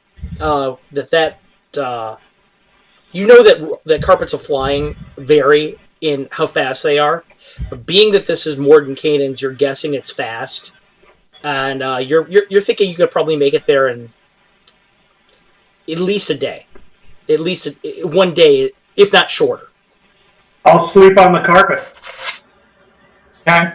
Okay. And Carlos, so that I don't change everything, all the other spells I'll keep, and I'll just flip animal summoning for as a divine caster.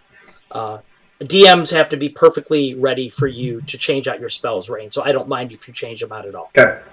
Minya's spells are a little bit less flexible, but I made sure that they were absolutely themed with her character. There's Minya even has a particularly specially researched spell. So, yeah. If I was going to change a spell in the 3rd level zone, would I be able to do two slows and ditch the web? Well, no, because web is 2nd level. Oh, yeah, got it. But and by the way, somebody else he sees that slow is the best offensive 3rd level spell. Yeah. I love it. Yeah. It is by far the best 3rd level spell. Yeah. Offensively. People out there that you guys are all into your fireballs and lightning. Rookies. Anyway. Haste and slow. Well, Carlos, you got me reading again, just diving into 1st edition. The reason why I asked is a little line in slow that says it's cumulative. It is cumulative. And I never Not only is it cumulative, but there's one other part of that spell that's really important. No save. Yes. So I was like, double down. So anyway, Cover, you were going to say something? Well, yeah, I was going to, with just the offside of getting back into spells, and because I looked hard at Rain with the whole Druid, because I played one a little bit for a game Todd was doing for us, and realized just how much fun heat metal was again. Oh. Well, do you know why I asked the serving girl for a cable? I had an inclination. I'm going to braid it with my rope of entanglement. Oh, nice. Oh, that's wrong. So right. Again, this is why I have you guys here. Everybody out there who's watching, these are 4 expert players that know what the hell they're doing. You can learn a lot from these guys. Okay, so You may be giving us too much credit. when I TPK you guys within the first 10 minutes of being where you're going, we'll see. But I'm ready, Rain. Okay. Anyone else got anything?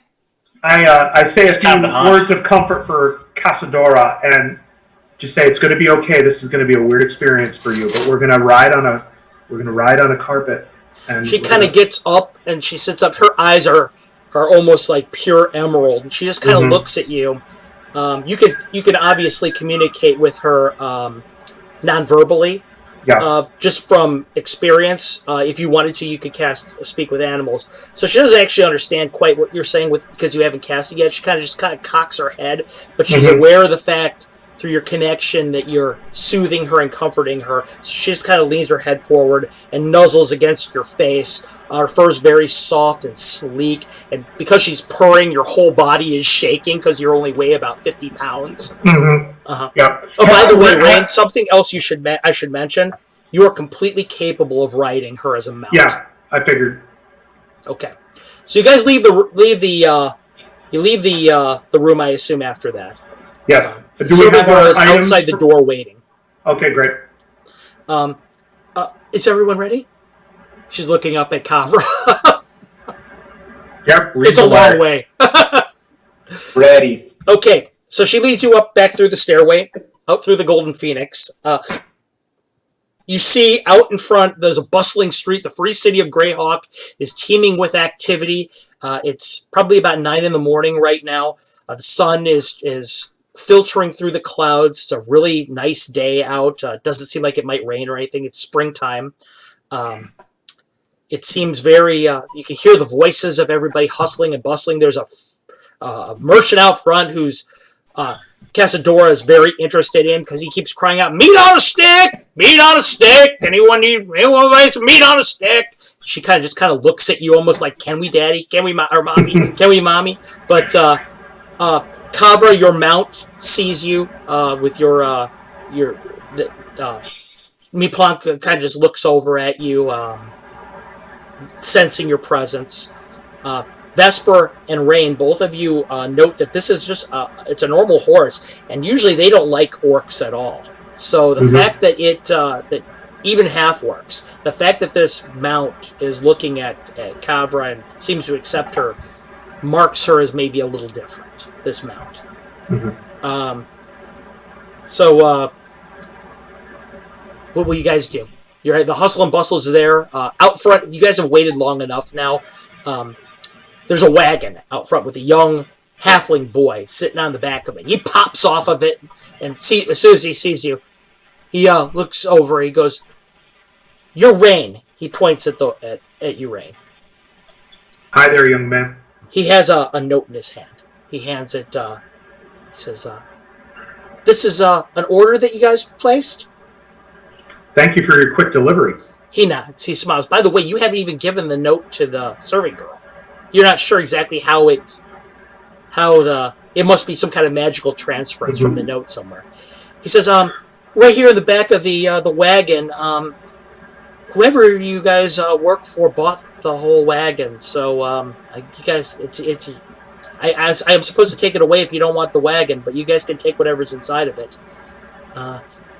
He looks like he's plenty impressed by you. Okay. Or at least the money that's involved in your operation. He keeps looking over at Kavra. You can see that his eyes keep catching her tusk a little bit, like maybe he's like a little bit afraid, maybe. Is the serving girl still with us? The serving girl is not with you. She's inside. I wanted to say goodbye to her. Okay, well, you can on the way out. What would you like to say to her? Oh, I'm going to ask her to be praying to whatever gods she has to keep us safe, and that when we return, she is going to learn to read and write. She smiles big, and she points at your holy symbol, and she says, "May the Lady of Flowers be with you." Indeed. And I touch my forehead to her forehead. And she puts her forehead to yours and just kind of holds the back of your head for a second. That's about it. Okay, so when you leave, you guys are going to take your goods. Caller, Rain, please tell me about when, how. Tell me about the details of your departure from the free city of Greyhawk.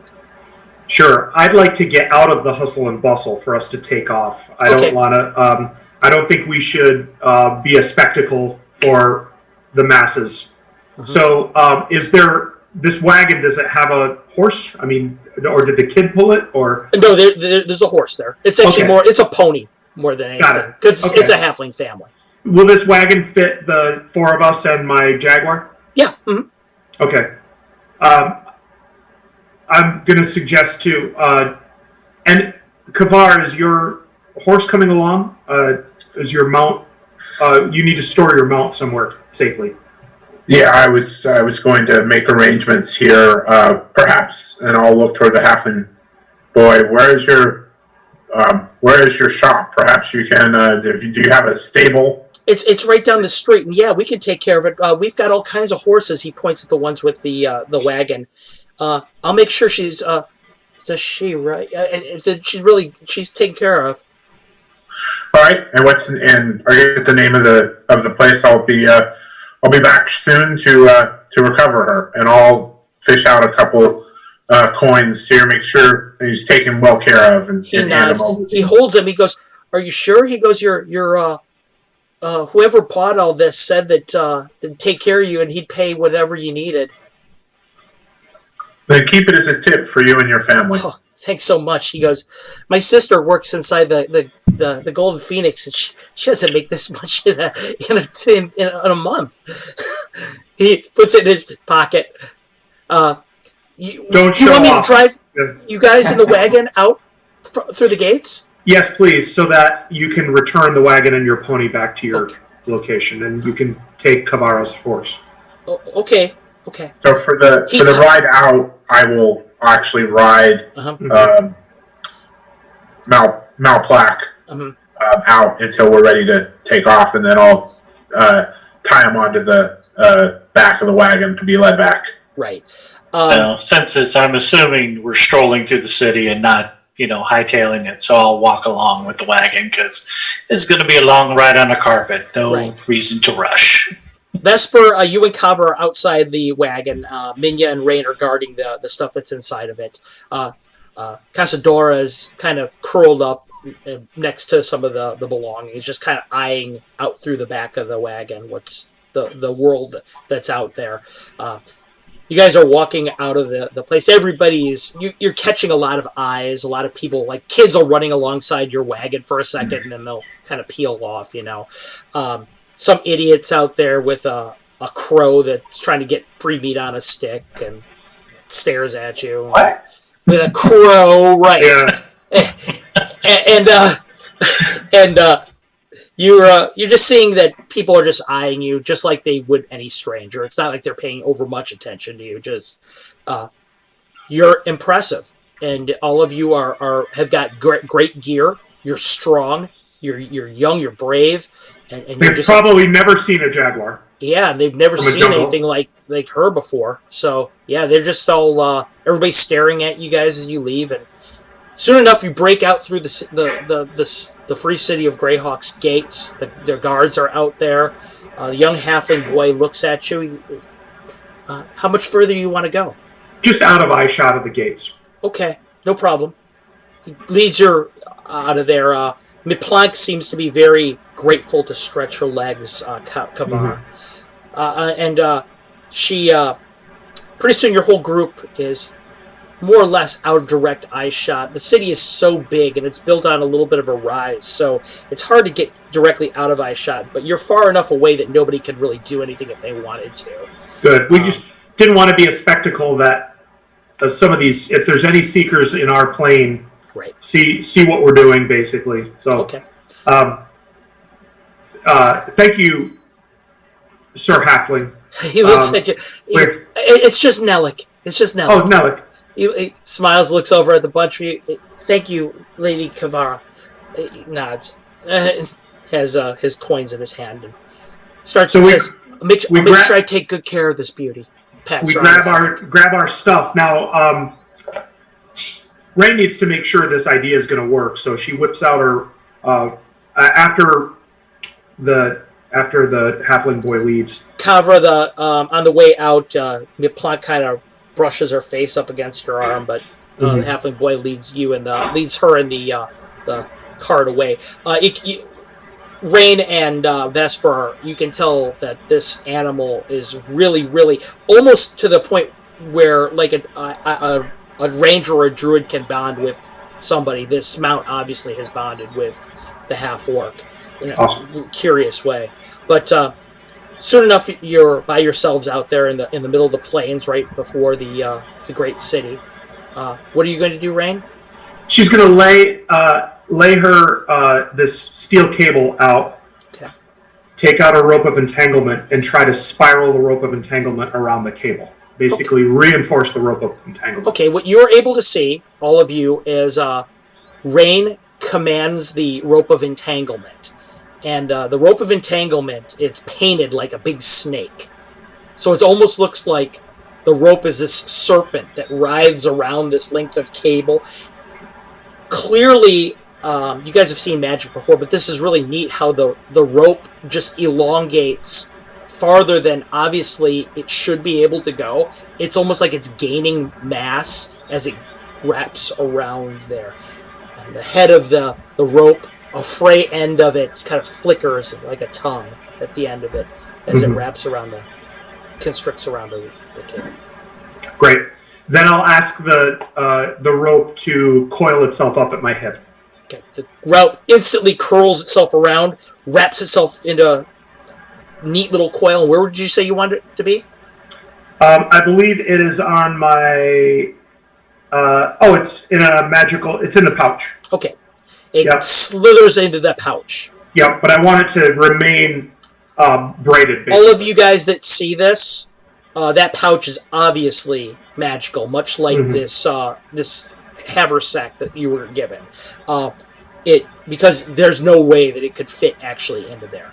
I would also like to know, caller, who among you is? I know that who is carrying the haversack right now, and if items from the haversack have been taken from them, who is carrying those? Yeah, I recommend that we spread out the potions of healing, because right now, if we were to lose the haversack, my spells are about the only thing we've got. Our good buddy out here in the crowd, Mike or Michael Gross, Zidrak, just mentioned rope of entanglement plus cable plus enemy equals meat on a stick. So anyway, okay, what are you going to do, Rain? I recommend we portion out the potions of healing, because if the haversack gets lost or goes somewhere, our ability to heal ourselves just got cut in half. Who is going to be carrying what? I recommend our warrior, who could be taking the bulk of the damage, take the potion of extra healing, and the Black Fox take one, and Vesper take one. Okay, all three of you have a... Kavra, you have a potion of extra healing. Minya and Vesper both have a potion of healing. Okay, do you have one, Rain, already? Because I do have a potion of healing. Oh, you do? I have... I can heal myself with spells. Who is going to have the scroll?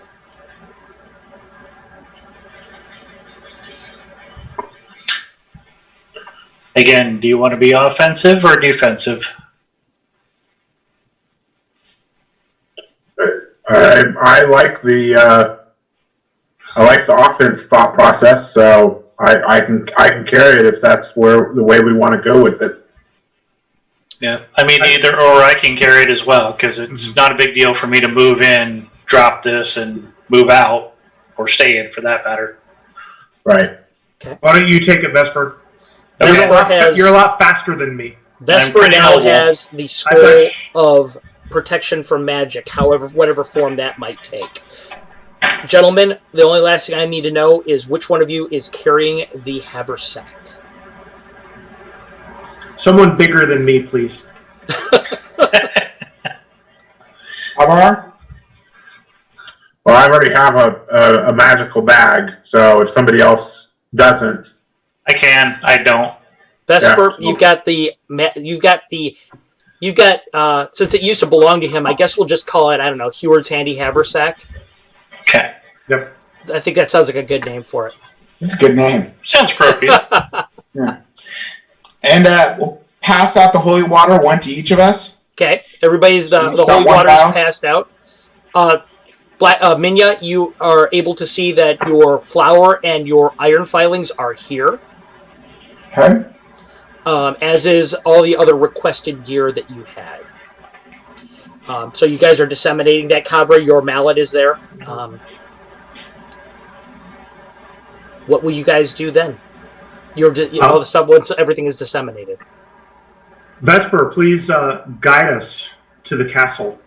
All right, let's you lay out. You know the landscape here, and it's unfamiliar to me, but I trust you to guide us using the instructions to the rug.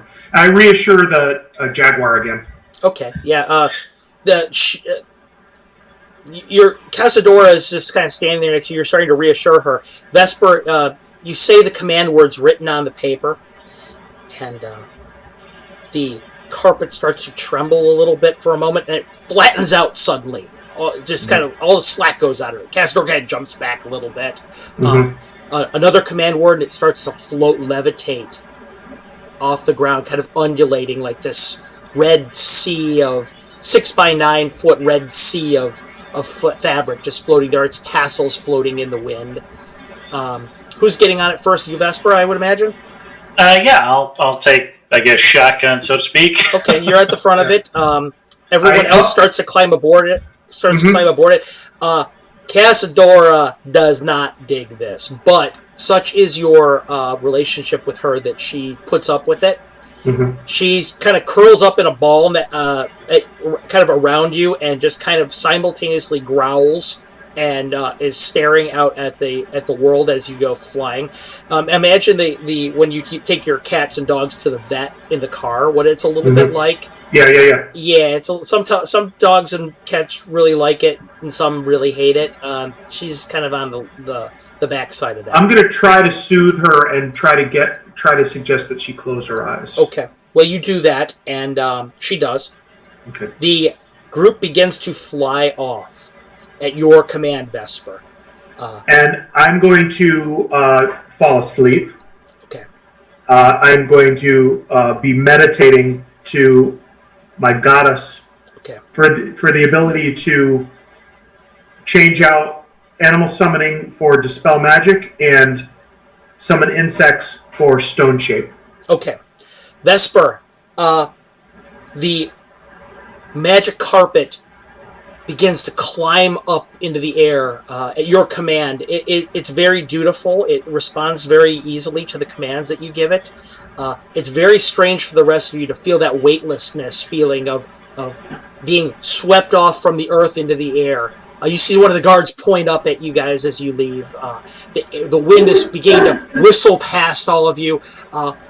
Through your hair and into your cloaks. You feel the cool, the temperature change as you begin to glide off into the distance. Ray, please roll me a 20. 17.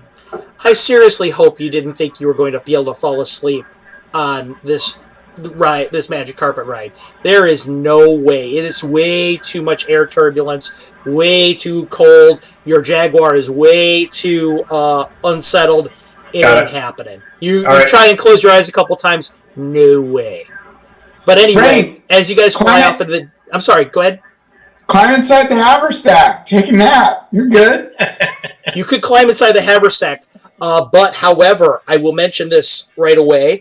Climbing inside the haversack is actually a legit move for you. However, there is no air in there. So if you guys want to breathe, having the top open will be necessity. You want to do that? Sure. Okay. You might want to remove your pouch before climbing in. Yeah. Do you have any other extra dimensional devices? Damn it. That would have ended the adventure. Vesper, you would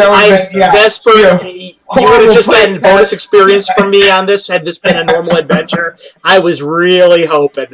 Anyway, Rain, you climb in there, and it's all dark inside of there. When you get in there, you the bag is empty, fortunately, so it's easy. Casadora really wants to come in there with you. And once can she fit? Yeah, once you get past the mouth of it, it's pretty easy in the extra dimensional space. And it's easy enough for you guys. It's all dark in there, so she actually falls asleep pretty quick next to you. All right. Great idea. I'm very impressed. Okay. So the bunch of you guys are flying off into the air. You're heading towards the Aberrals Mountains that cut this jagged silhouette into the horizon. The sun, as you break through the clouds, is Sol here. Her glare upon you, Palor's eye is gazing down upon you. The warming feeling of the sun, the rush of the wind. It's amazing. It feels truly what it must be like to be a bird. The landscape all around you, the way that the colossal metropolis of the Free City of Greyhawk becomes just this small spot that looks like you could pick up with your hand. It's just this fascinating, amazing experience for most of you who don't know too much about flying or have never gone through that. As you go forward through the air, Vesper following the map, you see below you a wetlands, a marsh area, this verdant fields all around you, a farmland that all around this swamp. And if They Called Me Tim is still in the crowd right now, you may know something a little bit about that swamp. That's where you guys adventured previously. Going through the air towards this imposing mountain range. Soon enough, this flight takes you probably a good 6 hours in the air. Trees, great boughs begin to emerge up from the landscape. And you see in the distance this solemn silhouette of this black-walled keep in the distance. It's so ominous looking that it almost seems like it almost seems as if it changes the whole feel of your adventure, where previously it was wonderful exploration and all these positive things. Now just seeing that edifice there is so imposing and so dour that it almost makes, or it's a solemn reminder of the danger that you're heading towards. And about how far out are we at this point? I'm going to hand wave a little bit of your journey. Unless you want to do something beforehand, you're going to be unmolested on your way to the point at which you have to arrive. And the reason for this is simple. The Free City of Greyhawk patrols their domains quite well, and this is just outside of the domain of Greyhawk, so really your chances of running into anything there are pretty slim. They patrol it with airborne mounts as well as normal mounts.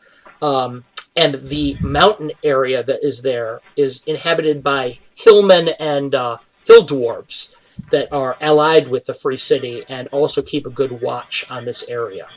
So running into anything on the way, even though in the module that I have included a encounter key for random encounters, for the adventure that you're on right now, there is no random encounter. So to answer your question, Vesper, if you want to set down before then, some distance before the castle, you may. However, you find that the map, actually, it's about maybe a mile away, the location that you're supposed to land on from the castle. It's right in the middle of this wooded area. Okay, and it's before the castle, or yeah, it's before what's the the castle. relation? Mm-hmm. Okay. It's way before the castle. Let's trust the map. Okay. She says from inside the bag. Well, I think we're close enough that it's time to rustle Rain out of the bag now. Okay. You guys, Rain, you are asleep and you feel a disembodied hand tap you on the shoulder as it reaches in through the mouth of the bag. Fortunately, the magic of the Heward's Handy Haversack, you grab whatever you want when you reach in there, and that happened to be Rain, so it's easy enough to tap her on the shoulder. She's small enough, you could probably just yank her out. If it's Cabra, sure. The rest of you might have a harder time with that. Yeah. But Rain, you're rousted out of there. Are you going to begin to pray for your spells then when you're out? Yes. Okay. And you are going to make those alterations that we discussed earlier? Yes. Okay. A mile away from the castle. I'm only swapping out Summon Insects for Stone Shape and Animal Summoning 1 for Dispel Magic. Correct. Otherwise, I'll keep everything else. Okay. You land. So, go ahead, Vesper. Sorry, I'll bring us in a little slow, giving Okay. Rain time to memorize, and then I would target probably about 100 yards out of this location. Okay. The magic carpet lands upon a grassy area that is outside this copse of thick copse of dense forestry. Vesper, this is not your land, okay, but you are still a ranger, all right? You note right away, and as does Rain, that no wild animals come anywhere near this copse. They stay away. You notice that there's not even birds in the branches.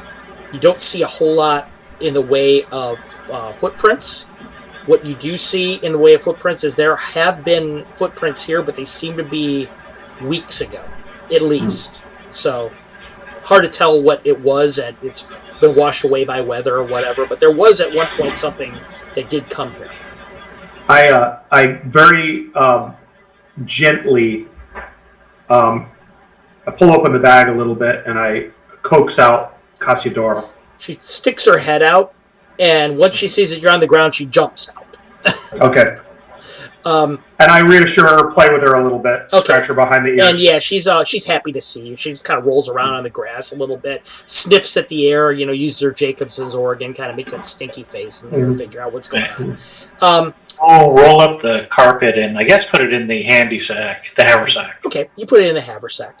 It fits in there pretty easily. Your group is now outside the copse of woods. Rain, caller of the party, what is your marching order? I think outside the ranger should lead, looking for tracks and scanning the horizon. The warrior should be close behind, and then myself and the magic user. Okay. I need to know distance between Vesper and Kavra. Yeah, if you can give me a little distance, I have a good chance to, surprise enemies. 40 feet. 40 feet it is. Vesper, you are aware that 40 feet is it's not sufficient. Not sufficient. You need to be more like 90. That's fine. 90? Okay. I can do that if you guys want. If not, we just say about 60 and just whatever works. The time, by the way, right now, after you arrive, it's dusk is just starting to settle in over the land. The dying rays of the sun are striping the land through the clouds in the air. The air is still warm. Any other weather going on? No. It's a very clear day still. It's a little bit cloudy, but your ranger and your druid would be able to tell you that rain is probably not in the cards for a couple days. Vesper, lead us to the castle. Vesper, what kind of steps are you going to take as you go forward? I'm sure you're attempting to be stealthy, but are you going to do anything unusual? Basically I pull up the cloak and I have my boots going, of course. Okay. Actually, the coal I brought is basically just put streaks across my face and any exposed skin just to darken myself to blend into the background wherever possible. Okay. You guys see that you see before Vesper begins, he begins to decorate himself with the charcoal, beginning to camouflage out, and he's actually really, really good at this. You haven't worked with him before, but once he puts that cloak over his head and begins to walk into the woods, he utterly disappears. Mm-hmm. He's like a ghost. So it's getting. You said we're at dusk, right? So it's getting a bit dark out. Yes. So can we even see him? Yeah, you could. You can't. No, you guys won't be able to see him at all. Kavra, you are about 60. Your infravision is not significant enough to be able to see him ahead. He's at 90 feet. Or are you going to be closer? Yeah, we're gonna have to tighten up so that we can follow you. And I'm gonna motion to Cassiodora to key in on Vesper, and I'm gonna rely on Cassidora's senses rather than my own to follow Vesper. Right. So the one thing before I take off ahead, the one thing I'll mention back to Rain is say, show the marking on the map that says it shows off from the castle. So I believe we should check here first. Okay. Okay. Try to get us to that place. Vesper, you begin to go forward into the copse of trees. It's a very substantial area. What you find, and Kavra, you're following him, so you get to see this as well. But it plays out a little bit after Vesper sees it. The land begins to recede into kind of like a gully. It's completely. It's invisible from the air. It's actually invisible from the ground. It would be too. The fact that this goes away because the density of the trees here. But you're going down into this gully area, and it as you go forward, probably another 200 feet ahead, you can see that where the ground rises up towards the mountains, there is a frame, a doorway, a stone frame there where someone has cut a tunnel into the ground. It leads towards the castle. It's obviously a hidden tunnel. And this matches the marking on that map. It does. Vesper, please roll me a 20. Okay. 13. Vesper, again, footprints leading here. They are inconclusive as what they are. They're about human size, but they're too old really to make out much about them. Continue on? Or are you going to wait for your party? Here how far am I away from this? You're right now about 50 feet away. Okay, I will wait here because I'm basically going to scan. I have my bow out. Okay. I have infravision 60 feet, so I'm just kind of making sure everything's copacetic. Kavra, you eventually meet up with where Vesper's position is, as do the others. One good thing that you notice about having Casadora here, Rain, is her the ability to smell these other people around is good. Her ability to follow isn't quite as good as a ranger's, but it's pretty damn good. Yep. So, Rain would like to check for traps on the opening. Okay, please roll me a percentage die. Actually, I take that back. Okay, Rain. You look at the opening and you do not see any traps. You see at one point in time that somebody had created a tripwire here at the mouth of it, but something interesting about it, the sticks that supported it have been blown away about maybe 20 feet away from the opening, as has the tripwire. Interesting. I explained to the group that there was this one time had been trapped. Okay. I'd like to suggest that Rain take the lead now that we're inside. Okay. With Vesper with an arrow cocked behind me, and then the other two. Okay. So, you begin to go down the corridor. Vesper, it angles down at it's very steep slant. It's about 30 foot, or excuse me, a 30-degree angle going down and ahead. Going down and ahead, it's all smooth. The stone is ancient around you. The smell of dust is heavy in the air, of old masonry. Interestingly enough, you notice that there are no cobwebs that have grown in here. There's no sign that animals have ever nested in here. And that's unusual to you. Right away, that strikes you as unnatural. You're sure that this is some kind of magical effect that's been laid on here. You're going down deeper and deeper into this place. Rain, as you go further with him, Casadora, would not go into this place were it not for your compulsion. Again, it's that whatever has been cast on this place, maybe it's even the radiating sense of dread here as you go forward that keeps animals away. But as you go forward into this area, darker and darker, deeper and deeper into the belly of the world, down this shaft. It's just yawning mouth of blackness ahead of you. The feeling of dread, that sensation of wrongness is growing greater and greater. Minya, I'd like to know, as you continue to go forward, how you'd like to see. By what light source are you going to see? Or are you just going to use Rain and kind of hold on to her? At this point, I'll shape change into what I would know with the wolf. Can I see in the dark? Yeah. Yeah. Okay. Then I'm going to shape change into a black wolf. Not by the way, completely in it. Utter darkness, like areas are magical darkness, you wouldn't be able to see in. But low light, which is this condition, yes. Just so we're clear. I'm going to reassure Cassiodora. Rain, what you see, and what Cabra you can see behind you, is the black fox kind of pulls back the robes and the hood, and you hear these bones snapping, flesh warping, muscle tearing itself as it stretches into this new configuration. This wolf, and her skin starts to turn black and starts to sprout fur. Finally, in about 25 seconds of this melting of the body, a wolf stands before you, this majestic black wolf, kind of breathing a little bit of frost from its mouth.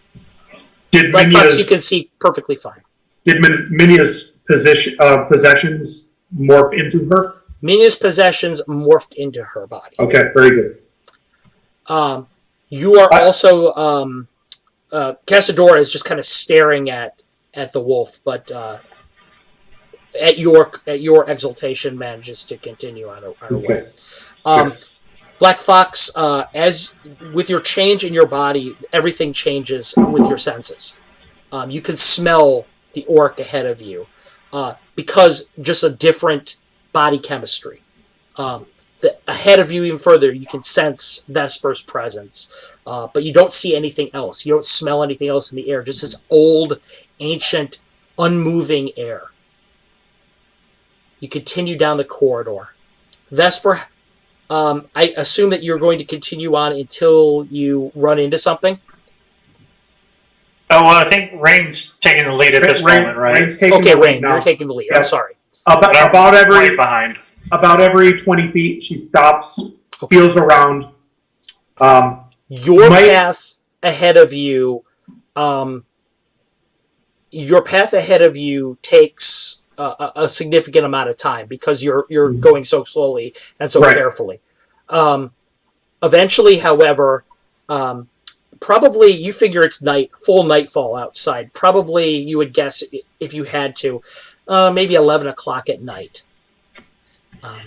Ahead of you, the corridor begins to level off and breaks off to the left and the right in a T intersection.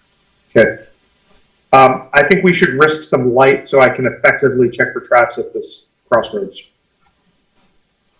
Gonna do that? Yes. Okay, Rain, what's your light source? I can cover the light. So at that point I will, because I've been walking with the halberd in hand, of course, utter a quick statement, and the blade starts to glow red, and then after a few seconds, flames bursts into this flaming halberd at the top. Awesome. You guys can see it over there. It's flickering like a torch, illuminating an area 30 foot in radius. I particularly look at the floor and look at the ceiling at this intersection.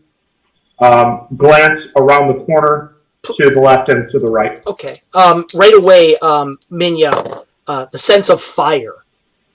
It stokes something primal inside of you, like fear for a moment. Then you remember that you're not really a wolf.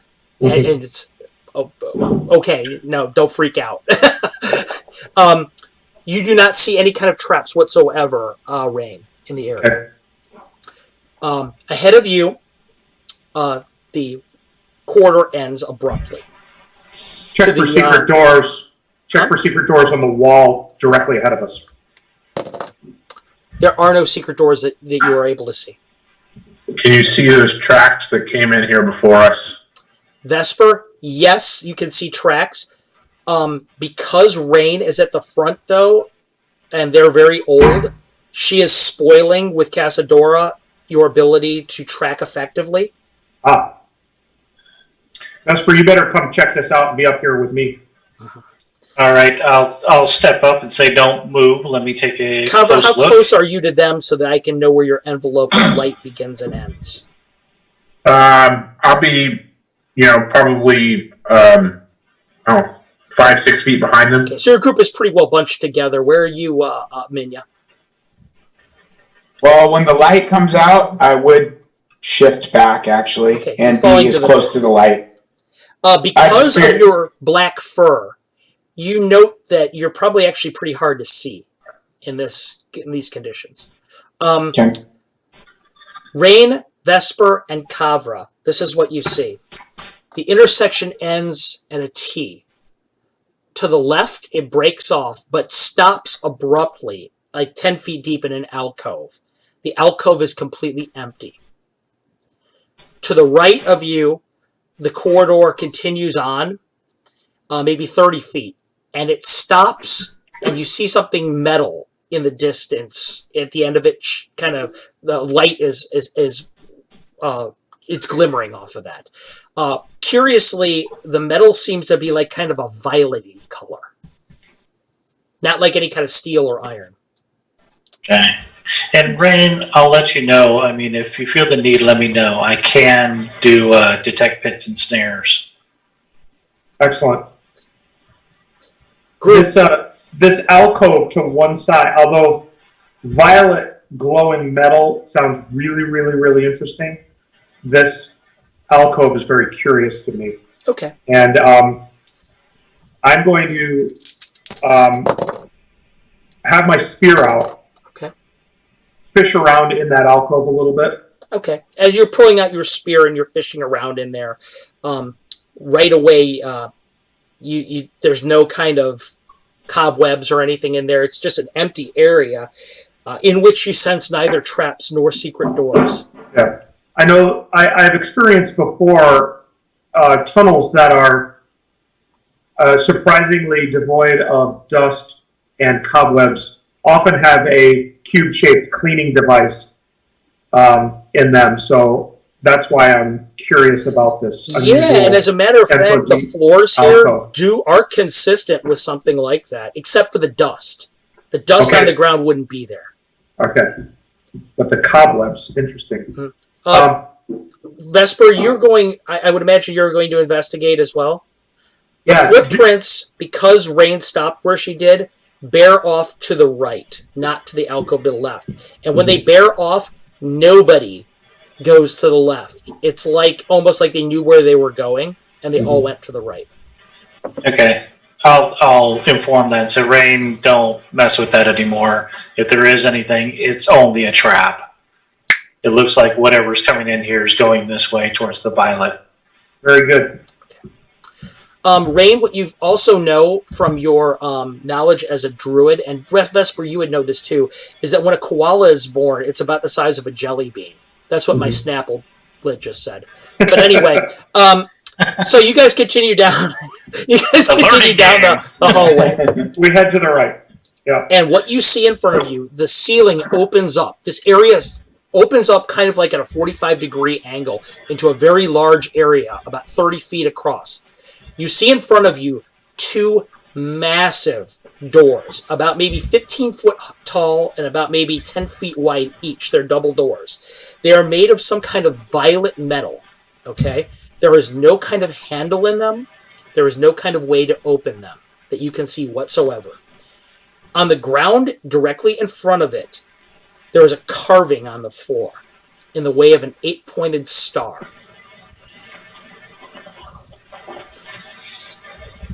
Are you ready? I take out the octet stone. Vesper, ahead of you, you see that at some point something has walked out of these doors and has gone to this 8-pointed star, as well as things coming from outside. I'm ready. I The number of tracks. Hang on. But just the number of tracks, we see like more tracks heading to the star, or like many tracks coming from the door. Obviously, over the course of time, some force of whatever kind of creatures have come down this tunnel and either have met with something here or gone inside and then come out to the circle. When you investigate the circle, Vesper, please roll me a percentage dice. All right. Your crowd, by the way, is asking you guys to foreshadowing. Watch out for deadly giant koalas. 57%. Vesper, you see on the ground that these tracks surround the circle.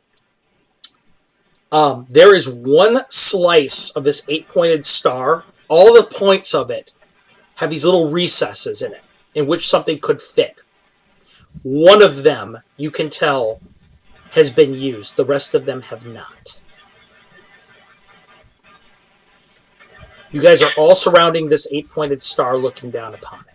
Okay. Right. So I'm assuming this one that's being used is most like the one that's going to open these doors. Yes. Yeah. Vesper, any unusual tracks? Do you spot anything non-human? I will attempt to identify if they are well enough. Nah, it's too old. And also something else you notice.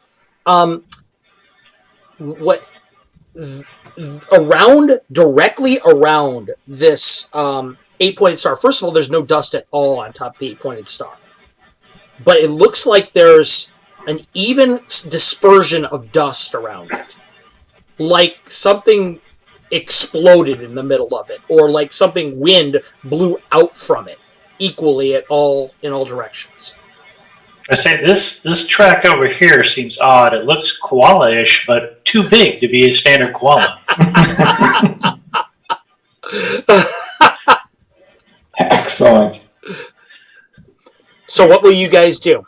I hold out the stone and just see, can I tell which section this would fit in? There's one that's like, if you were to look at, even though it's obviously a clock has 12, 12 places, it looks like it's about the 7 o'clock position.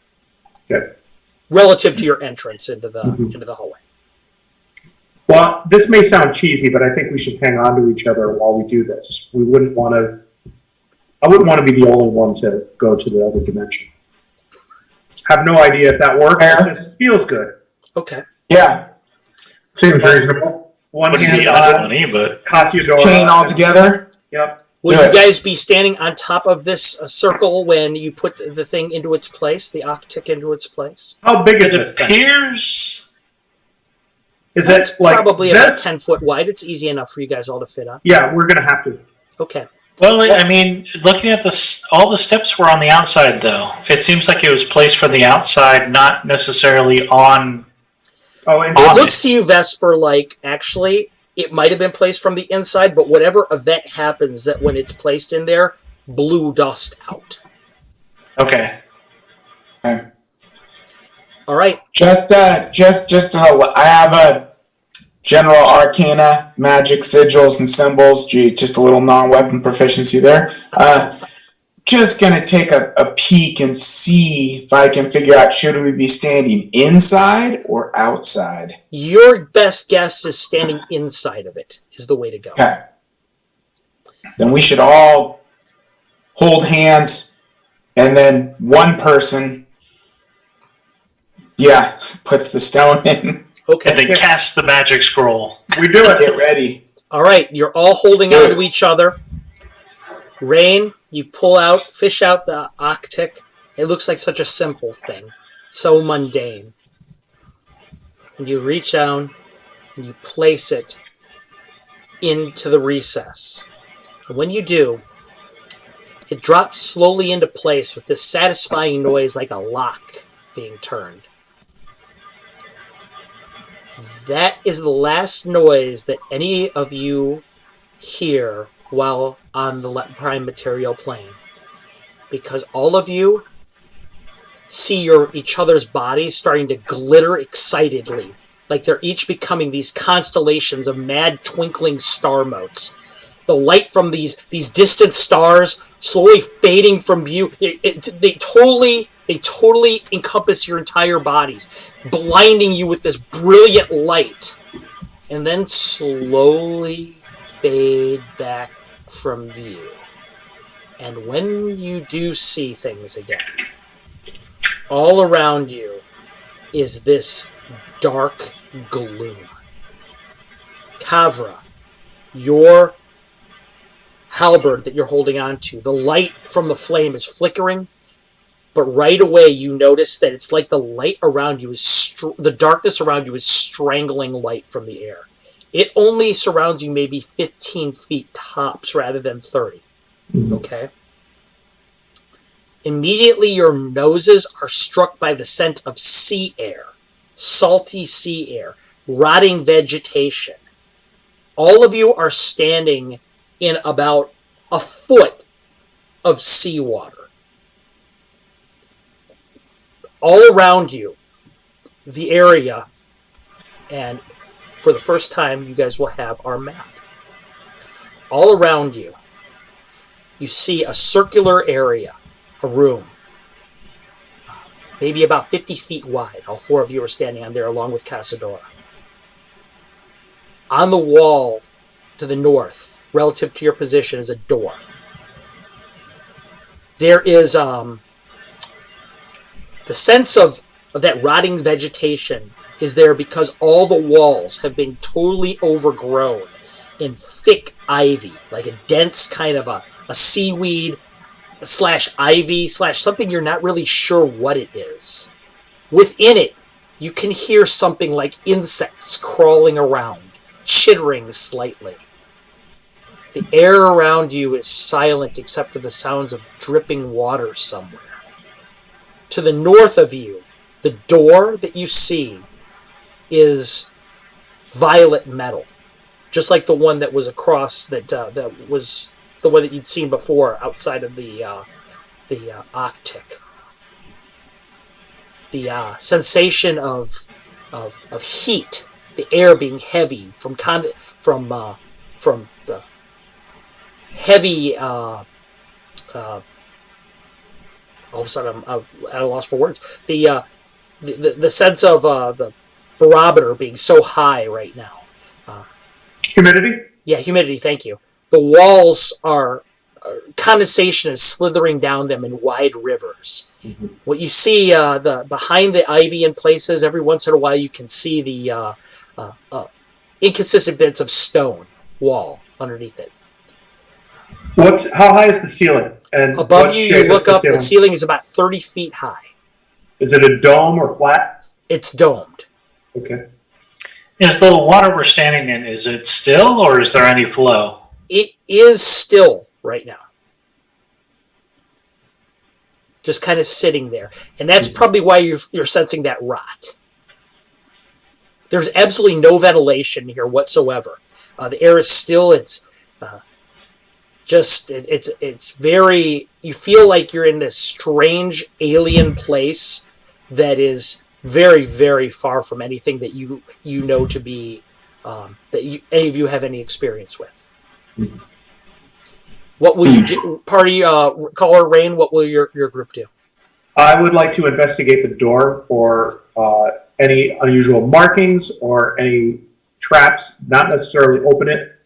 The first thing that you sense, the nature of the door. The very first thing that you sense is this becomes very apparent to you, Kavra. First, Rain is going to have problems here because whereas the water comes up to you to your shin, it comes up to Rain about up to her thigh, the top of her thigh. Rain, your ability to move through here is slowed significantly by the standing water, as is Casadora, as is currently the wolf among you. That's Minya. Minya, the sea water is up to your belly, a little bit, maybe even higher than that. No, not quite. Excuse me. It's just rising almost underneath your belly. Back in that hallway, I said I shifted back. Oh, you did shift? My mistake. You're at full size. Okay, you're at full size. As soon as halberd lit up, but I was just using it for sight. I got you. I missed that part. Thank you for clearing that up. Okay, so you're full size. So it's up to your shins. But Rain is a different matter. Vesper, being 5 foot tall, you're not going to be too slowed by it, but you are going to be slowed by it somewhat, because it's up to you, probably about to your knee. What about Castadora? Casadora, it's up to about maybe the elbow joint of her limbs. Mhm. She's going to be slowed by it as well. Okay. I'm still going to throw a leg over her and ride her over to the door. Rain, Yeah. could we Throw yourself over. possibly take out that floating carpet thing? Will it stay stationary? Oh, Get us all out of the water on top of it, just in case I've seen where lightning and water are not friendly. Mhm. A lot of bad things could happen. Just a thought. And I was curious, does that thing fold up? Let's say you went up the hallway on the carpet. Would we be able to maneuver it? So I'm curious, Oh, we just very How interesting wide thing. was it? Vesper, you're going to unroll the carpet? It was 6 by 9. 6 I think by that's 9. an excellent idea, Minya.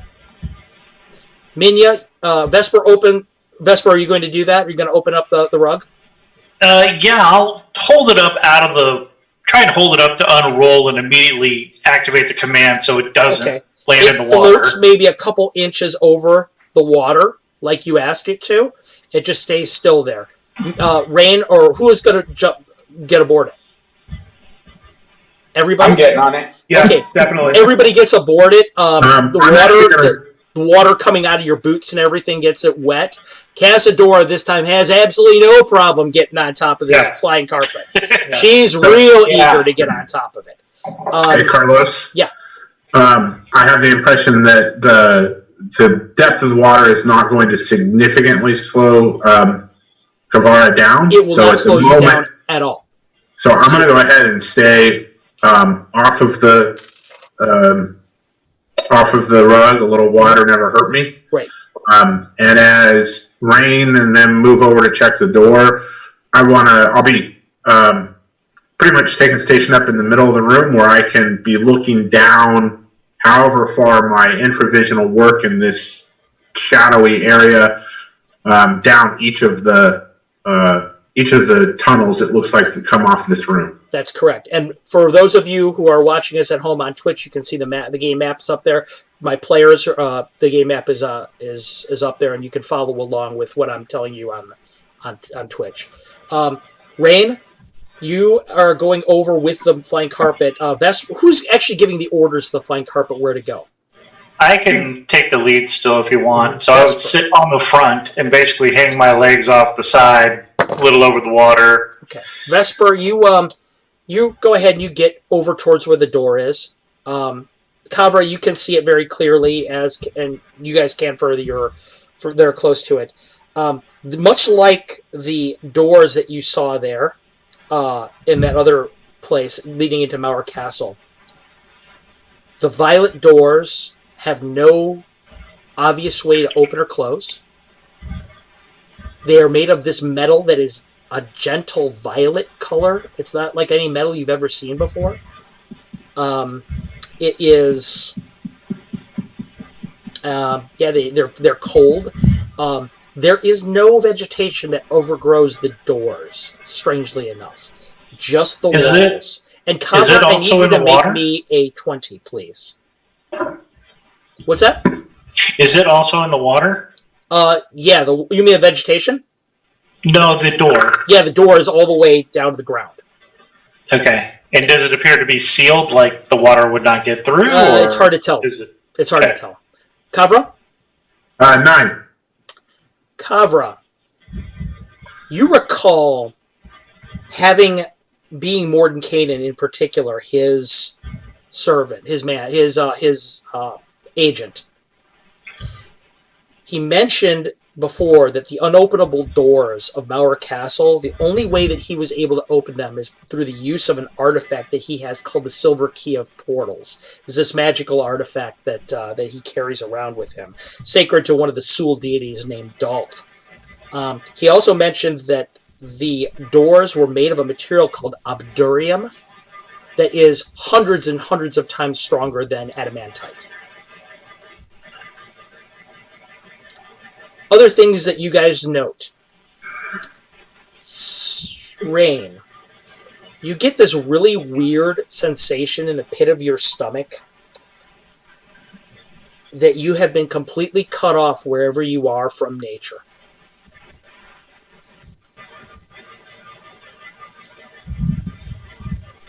Wherever you are, it is beyond the natural world's ability to reach. Can I However, use my? that being said, the verdance that's on the walls, Yes.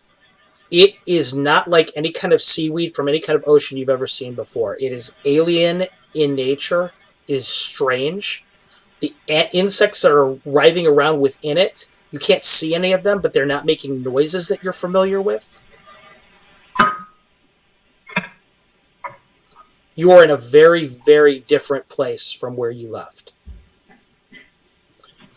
Okay. So Rain, And gentlemen, we have about maybe a half hour left in our session for the evening before we go into part 2 on our next session, just so you know. Mm-hmm. hey Rain, I have 3 usable ones. Just kind of let you know, and then tell me maybe where to place them. First one is I do have knock on a scroll, so I don't know, may not be knocking the artifact opening door, but I do have ESP, which randomly is useful. I've never ever used it before. I've always been like, no, look, you can actually get the thoughts on the other side of the door. So I was like, wow, okay. And Actually, then, I have a potion of that as well. Mm-hmm. do you? Okay. Yeah. ESP is a And great then- spell. That's one of the first, second level spells I take. Yeah. And then I have a detect magic. So any of these, you just say, hey, burn those. I'm down. Oh, and I'm fine with you making that determination too on how you use your resources. Yeah. I don't want to be the bottleneck for this. No, I got you. You're of the impression, based on what Lord Mordenkainen told you, that knock would probably not be sufficient to move these doors. With Yeah. high level magic. I think we should have. That was what I was about to say, was that, from what I've seen, and I have merely witnessed the invisible arts. I'm not a purveyor of them. But if my experience holds true, we probably don't have the materials needed, at least easily, to open this door. And I almost suspect, if we look around, that this is probably how we will. This is probably our doorway back into that tunnel, back to the material plane. Though knowing how to use it, if we can figure that out before we leave, while we have our full brain trust, such as it is, might be helpful in case those of us with less experience are the ones trying to find the way back if things go poorly. Crap, I just thought that is brilliant, Carvar, is that I'm going to step off the carpet now, reach down to the ground in the water, and start feeling if I can feel that sigil down there. Is that rock still sitting on As there? you feel down through the water on the ground, there's heavy seaweed growth there. Are you going to continue to push through it? Oh, this all It feels do it if you disgusting. this ends really bad. It feels disgusting. We should. Cold, salty seawater. Do it. Yeah, everybody do it, says to the wizard. That's Okay. Do you want me to do it? this would be his big brave moment. Yeah, I'll gut through that. Minya, you put your hand through there and you dig through there and you feel a relief pattern on the floor of something right there. I'll jump back on the carpet, like, when you're a little kid and you jump on your bed real quick, like you're safe. The floor's lava. No pattern down there. All good. I touched it. We're good. Yeah, a lot of seaweed. Pretty we gross. need to recover. We should recover the stone. Did you find the recess? There's a recess down there. Yes, definitely. Yeah. I did not find the stone, but there's a lot of tangly type stuff that doesn't feel great. Vesper, in the distance from down the hallways, you can't really tell where it's echoing. You hear this weird laughing noise, this giggling, chittering noise that starts for a second, then just stops. Oh, great. Ah, great. Well, before things get bad, there is one thing I wanted to do is that just in case I pull out the piece of coal I have and just put a marker 1 on that door. You walk over the door. You draw that marker 1 on it. Rain is going to get off the rug and feel around for the stone that she Casador placed. is looking at you like, "What are you doing?" And as you get down there, Rain, you realize something. You're so short that to do so, you're going to have to put your head underwater. Okay. No. I'll ask one of you big people to please recover the stone, the octet. Minya or Kavra, which one of you guys is going, or Vesper, which one of you guys is going to be? Kavra, I would say cover the hallways. We might have company coming. I was going to say, they always volunteer the half work. You might as well wear a red shirt with you. Right. I'll look for the stone. Okay, All right. Vesper goes down and starts to feel the recesses. I was just about to reach for that stone, but since you got it, I'll step back. That's good. Yeah. Casador has just kind of got her folded. She's sitting on her forelimbs, just looking at you guys like you're insane. Vesper, you're feeling all the recesses. Oh, you went silent. You feel nothing in any of the recesses. What? We may have to find another one here. They're all empty. Oh. Now I'll stick my hand down there and search around. I mean, you're like clutching for straws. It's got to be here. It's got to be here. No, Grab his there's hand while nothing. it's underwater. Be like, ah! There is nothing there except for this horrible old seaweed. The chittering of the insects around you with the realization that there's no clear way back seems a little louder. Vesper, you think once again that echoing of the giggle comes from somewhere. It's like almost like this weird alien nature is responding to the fear, the knowledge of, oh my god, this is bad news. But nothing happens. So I lost audio for about 10 seconds there. Did we find the stone or not? No, there Okay. is no stone. All right. Well, not here anyway. West or south? How do people feel?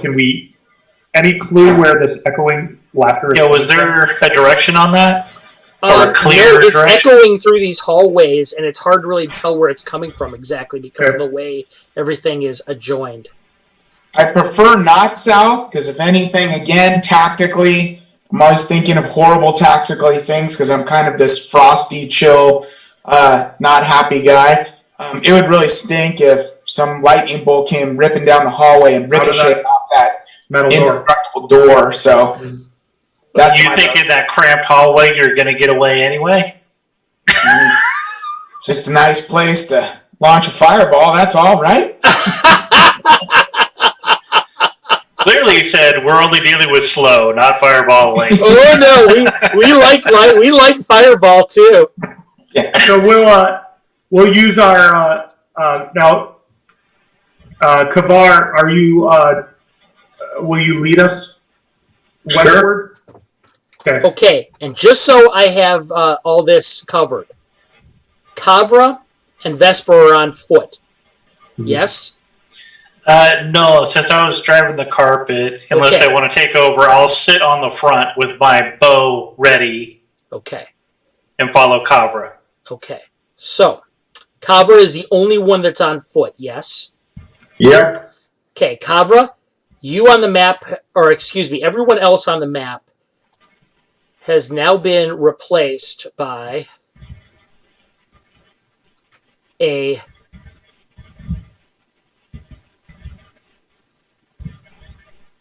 icon that is not moving. That's always nice. Let's try that again.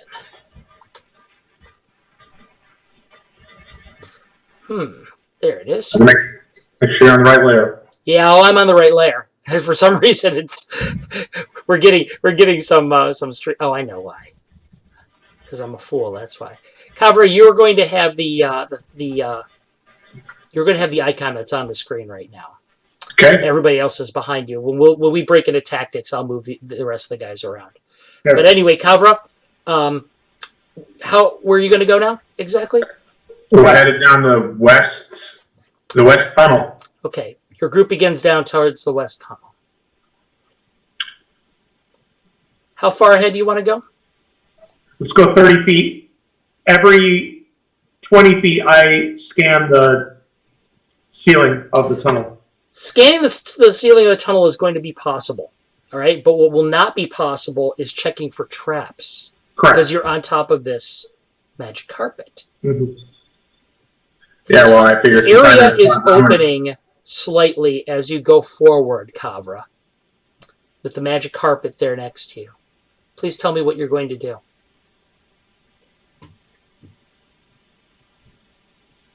Oh, so you said there's an opening a little ways ahead? Is that what I'm hearing? Yeah, the area is opening up slightly. Keep heading for it. Okay. We're not too far behind her. We're only about 10 or 15 feet behind her. Gotcha. You're right behind her. Mm-hmm. That's what they all say. Kavra, we're going to meet you over here where this area opens up. And what you see is a 30 by 30 area. All around you, Kavra, the walls, the hallways, well, like I said, the hallways is square. At the end of the hallways is a square room. It's 30 by 30. An exit issues forth to the south. The floor is still covered in about a foot of dark water. This horrible, befouled ocean of rotting vegetation. Above, the ceiling is a total enigma. Yeah, it's invisible for the gloom. It disappears higher than your vision can reach. But you know it's there because drips of condensation are coming down, raining down on you occasionally. Just like this barest rainfall. All around you, the walls are covered with that dense vegetation, and the sound of motion through their tangles is echoing throughout the whole of the chamber. You can see that they're louder in places on the wall there's places on the wall on the west side of its face, okay, where the verdance, the greenery is heavier, okay, it's thicker. And that seems to be where the most of the chittering and clicking comes from. The verdance there seems like it's growing over, the overgrowth is over something vaguely rectangular in shape. Multiple things, like in a row, rectangular in shape on the wall.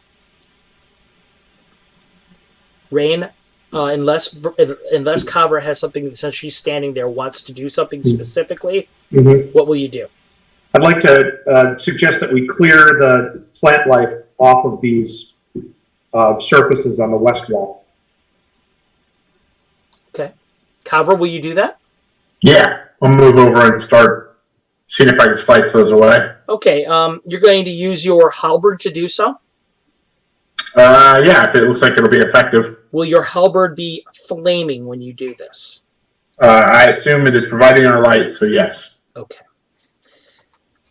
Gentlemen, you have Kavra walk across the hall a little far, or walk across the way a little further. Jason. And Kavra is right there against the wall. Kavra, you're there and you're cleaning off the walls. And what you see, the first one that you clean off, it's an ancient picture frame. It looks like it was made out of wood at one point in time, but it's completely rotten. There is, underneath it, there's a canvas there that's underneath it, but it's mostly rotten as well. Whatever was on its face it's hard to tell. The paint is eaten away. Holes have been eaten in it, like worms or something ate it. It looks pretty hideous. As soon as you get about maybe about half of it gone, you see these things in the vegetation, like worms, maybe about 6 inches long, start skittering away from your these white kind of like gigantic maggots skitter away from the tip of your halberd. One of them actually leaps forth at you though from the picture, and misses and just goes right into the water. He was skittering in the water and kind of just disappears in the soupy morass. Anything my druidic lore would recognize, or an alien creature? No, whatever that was, it looked like a gigantic maggot to you, or maybe an oversized bloated tapeworm. Mm-hmm. Kavra, you were close enough to see. It did look just like an oversized tapeworm, because it had that weird, like, lamprey mouth full of teeth, like a sphincter full of teeth. But something was odd about it. It looked like its flesh was melting away, and like little tubers were coming off of it, like it was mutated or something. Like an undead rock grub. Maybe. It looked horrible, whatever it was. And now it's in the water. Yep. Kavra, I recommend you get up. He just said sphincter with teeth, which literally I'm going to use that all week. It's absolutely amazing. It's like, this is a bad situation. And now it's in the water with And now it's in the water. See the black dragon rise up. Hop up on the rug. Kavra, you get on the rug with him? Yeah, I'll hop up on the rug. If this gets into your... You quickly hop onto the rug. You feel something. You're not sure if it was the thing. You're not sure if it was a piece of vegetation because your mind plays tricks on you at weird things. Something bumped into your foot just as you got it up out of the water. All right. Well, see if there's anything. Appears to be anything attached there. Oh, yeah. Your foot's still there. Your foot's still there. Everything's okay. Anything attached to the foot? Everything's okay. No, nothing's there. Nothing's. All right. Everything is good right now. But you don't know if that was that insect thing in there or if it was something else. Carlos, let's go west because south is such a bad idea. Did the plants burn, or were they too wet to burn? Too wet to burn. Okay. But what you do notice, Kavra, what you did notice when you got close is another thing about them that made them hard to burn. There's a thick layer of salt deposit on everything in here. From that ocean water or whatever it was, the sea water, or this water that's suffused with salts has it's sublimated to the point where that it's actually stuck to the vegetation, kind of spotted it in places. All right. The picture ahead of you on the wall, like I said, is completely ruined. It's impossible to see what was once on it. There you go. And you said there were multiple of these rectangular shapes? Yeah, there's a total of 5 of them. But going to get them and recover them is going to probably disturb whatever is in these walls, crawling around, preying on each other. Yeah. And who knows if they can jump again. That one might have been an exceptional example. I think we can move on with the knowledge that whatever is on that wall is pretty much rotted out. There's probably more Rain, danger. what do you think about that old detect magic now? Just in case the one secret vault or whatever behind one of those pictures is right there. Are you able to do it more than once? I have a detect magic as well. Oh, I mean, if we just want to burn it, I can do that. Yeah, it feels like... Oh, you mean burn the spell. Yeah. Yeah. I have 3 massive spells, being a ranger. Detect magic so we burn Vespers. Yeah. Okay, Vesper. Are you going to cast Detect Magic then? Yes. Vesper, and I push the back fox into the water. Okay. No, just kidding. You cast Detect Magic. And as you do so, you make the Eldritch configuration in your hand. You take the small material component. It kind of explodes into this bluish flame in your hand. Your eyes, everyone else around you can see Vesper's eyes go a brilliant green color. And Vesper, as you look around yourself, you're almost blinded by magic. There is so much magic here of such an overwhelming level everywhere that nowhere is more distinguishable than another. It's like this entire place is made out of magic. And to the point where you almost have to dismiss, unless you close your eyes, you have to dismiss your detect magic because it's so powerful. Right. That was a waste of time. Do not cast that spell. Okay. Are you going to dismiss it? Yes, I will dismiss it. Vesper dismisses his magic, his detect magic. Sounds like it's everywhere.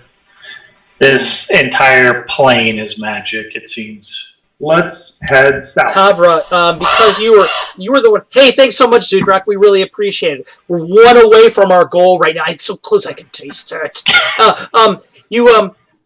Kavra, because you're paying attention to that thing that was in the water because it came so close to you. You do see eddies and swirls in the water for a moment near where your foot was. It's hard to tell if it was that thing or not, but yeah, there's something there for a second. Then it could be a fish, could be a piece of debris that you stirred up, but it might not be. Yep. Yep. Well, we'll wait till we get a little ways down the hall before I dismount again. So what will you guys do now, Rain? We'll slowly head south down the corridor. Kavra, since you're not on foot anymore, the icon with Kavra on it will take the place of the entire party. Mm-hmm. Awesome. Which is so convenient. Kavra, you continue down the hallway. Everybody is on the carpet going forward. Heading down to the carpet. And ahead of you, you see the hallway breaks open to your left as you travel southward. There's a small alcove there, and at the summation of it, there is a door. The door is not an openable door. The door that is there seems to be made of some white material like stone. Rain, looking at it, ahead of you, you can also see that the hallway seems to go to the left and to the right. Are the walls still ivy covered? Yes, everything is ivy covered. The floor is. I'll tell you when those environmental effects change. Okay. The water is also still. The air is still heavy with humidity. The door, like I said, you looking at it, you and Vesper, your knowledge of nature, actually all four of you, it seems like it's made out of granite, like marble maybe. Any hinges or? Hey, thanks, Pupik. We really appreciate it. That's awesome of you. Yeah, there's hinges on it. Okay. Hinges on its left. It looks like it opens inward. Oh, thanks, Mark. We did it. I think we did it. Anyway, you looking down the hallway into the at the door. The hinges imply that it opens inward, mm-hmm. and if it does, then this place is very it's not OSHA compliant at all. So that's worthy of contempt. But mm-hmm. I suppose.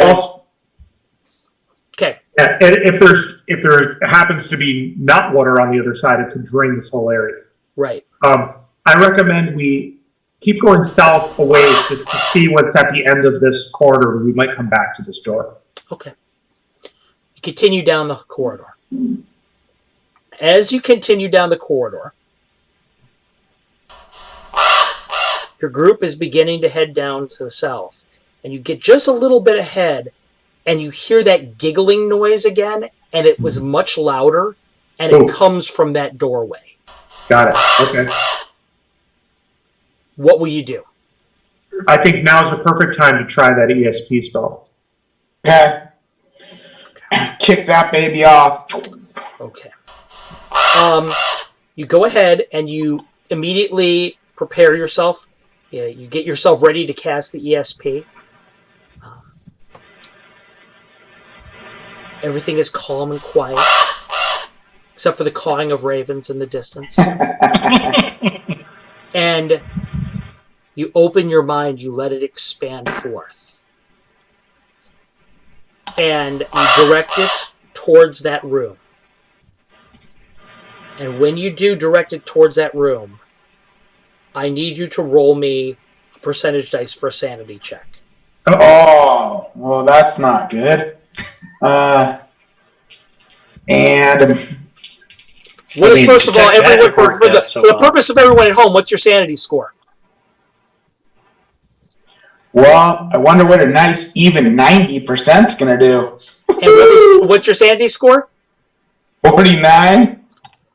What you are able to gain from there is this scene in your mind. You see this man that is standing in front of the viewpoint of whatever's mind you touched. He is 15 foot tall at least. His hands are grotesquely enlarged towards this person. Large black claws come out of his fingers. He looks at this person, foaming at the mouth, drooling. His eyes are these red coals of flame.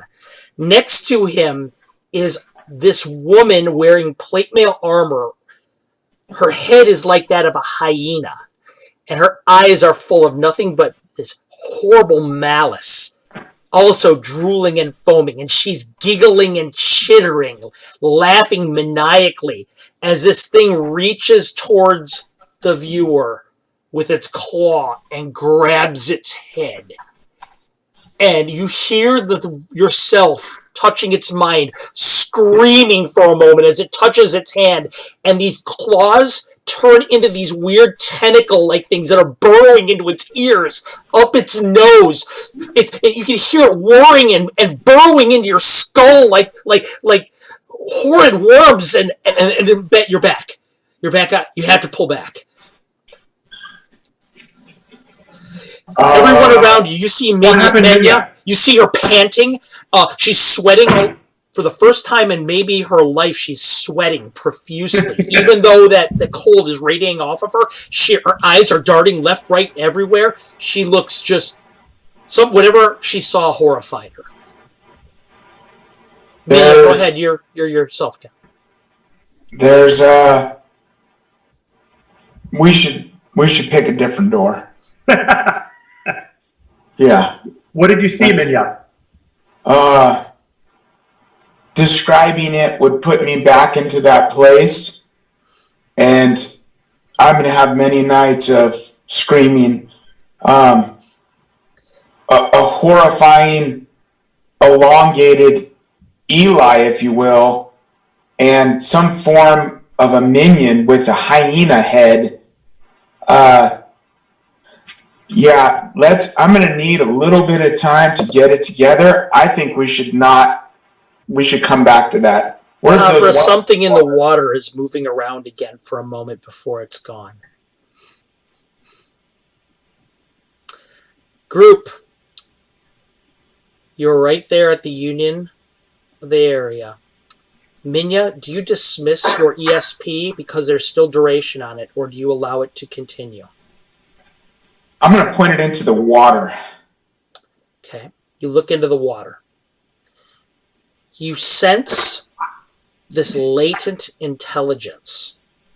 Something old and primal. Something lush and green and growing. And then you realize, to your horror, that this seaweed is alive.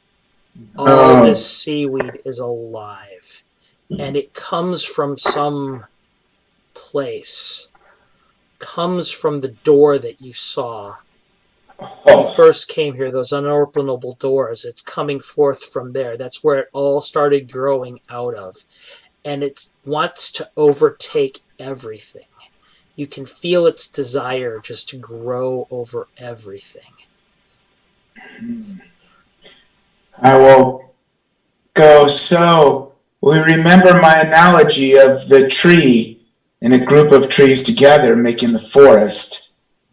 All of this seaweed is connected to some kind of primal, intelligent, which those are contradictory, but hive mind of it all connected together.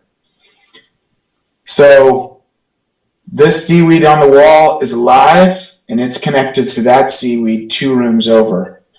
And I now think we you should realize, Minya, to your horror as you think about it, the chittering of the insects. You thought that they were preying on each other, but that's not quite accurate. It was the seaweed that was preying on them. And as you are standing there at the end of the hallway, you hear another one of those little giggles echoing through the hallway. South by chance? All around you, it's echoing around. Not coming from any one place at all, because the first one is now joined by a second, and a third, and a fourth, until all around you there's this cacophony of hyena giggling everywhere. Oh, I'm going to kill the ESP. And as you do that, it is 1 a.m, and our session has come to an end. We will begin again from this spot with our next session of To the City of the Elder Gods. Our party is still alive. They have dealt with their mentors and their different patrons. They have embarked on their mission, and they have found this place at the end of where the Octic led them. They think they know a way home, but they don't have the key to get there. They found the unopenable doors here. They have found that the entire floor is covered in water and stuff lives in there. They found that the seaweed here is alive. They are in an alien place from which there seems to be no escape, and everything here is a horror in and of itself. To see what happens next time, tune in next time for To the City of the Elder Gods. Gentlemen, I'll begin with Jason. I want to go through all your thoughts on the adventure. Jason, what do you think so far? Muted. Oh, you're muted. It's good. Having a good time. It's interesting. A little different spin than what we did last time, so I like it. Absolutely. Keith, what'd you think, buddy? This is your first time ever gaming with me. Hopefully you weren't too put off. No, I'm not put off at all. It's just, what's the right word I'm thinking of? Effed up. It's just like the Cthulhu nightmare. Yeah. Steve, did you enjoy yourself so far? Yeah, it reminds me a lot of At the Mountains of Madness. And I love the creep factor. Okay. Todd? Yeah, awesome descriptions, and I think if you, in your storytelling, can invoke a physical feeling, that's really when you're at the height of what you're doing. So I have no interest in, I don't want to touch the water. I don't want to get in the water. I don't know what's worse, the seaweed or the worm things. And then there's a door that's finally a safe door, and there's a crazy, and it's like, oh boy. So it's and we don't have the stone. So that was one thing where I was kind of like, man, I'd really like to be able to leave and come back and forth and do what you want to. Yeah. So great stuff. Great Feel stuff. a little marooned here. 5, 6, 7, 8. Thanks, Archmages, for screwing us over. In the belly of the beast. Something. This, as I said, this module was based on Rob Kuntz's work, and Rob. I remember Rob giving me the advice one time that. One of the things you really want to do is keep player characters on their toes, especially veteran players that have been around a long time. Everybody knows the monster manual. Everybody knows the DMG by heart, okay? You've already seen one custom monster, and I have a total of 9 in here that you have never seen before. So this is stuff that's really, it's meant to unbalance people. It's meant to keep them, because the sense of the unknown, and it's what invokes that sense of horror or interest. If I were just say, oh yeah, there's a ring +2 on the ground. Yeah, okay, they're a dime a dozen. But, Right. when you go into stuff like, there's a ring on the ground that it's made of brass, and the gemstone in it is a lapis lazuli eye that seems to burrow into your soul when it gazes into you. All of a sudden, it became much more interesting. So I'm trying to use some of Rob's advice since the module is an homage to him and his work. And I'm going to sign off for the night, everybody, as our players. I'd like you guys that are on Zoom with me to stick around for just one more minute after we go so I can say my farewells to you guys officially. Those of you who were with us at the beginning of the adventure, thank you very much for sticking around still. You may notice I threw up a graphic. I want to just say explicitly that this module, or that this playtest is dedicated to my friend Sean Cash, who passed away just the other day. And Sean, you always were there to encourage me. You're always there to, when I doubted myself, you were there to give me faith that I could actually do this. And I guess I made it after all, brother. Thank you so much. And thanks everybody out there for watching. The Jason, Keith, Steve, Todd, I'm Carlos. You're going to see us next time for the denouement of this adventure, and we're going to see exactly what these guys have got. Until then, tune in next time and have a good evening.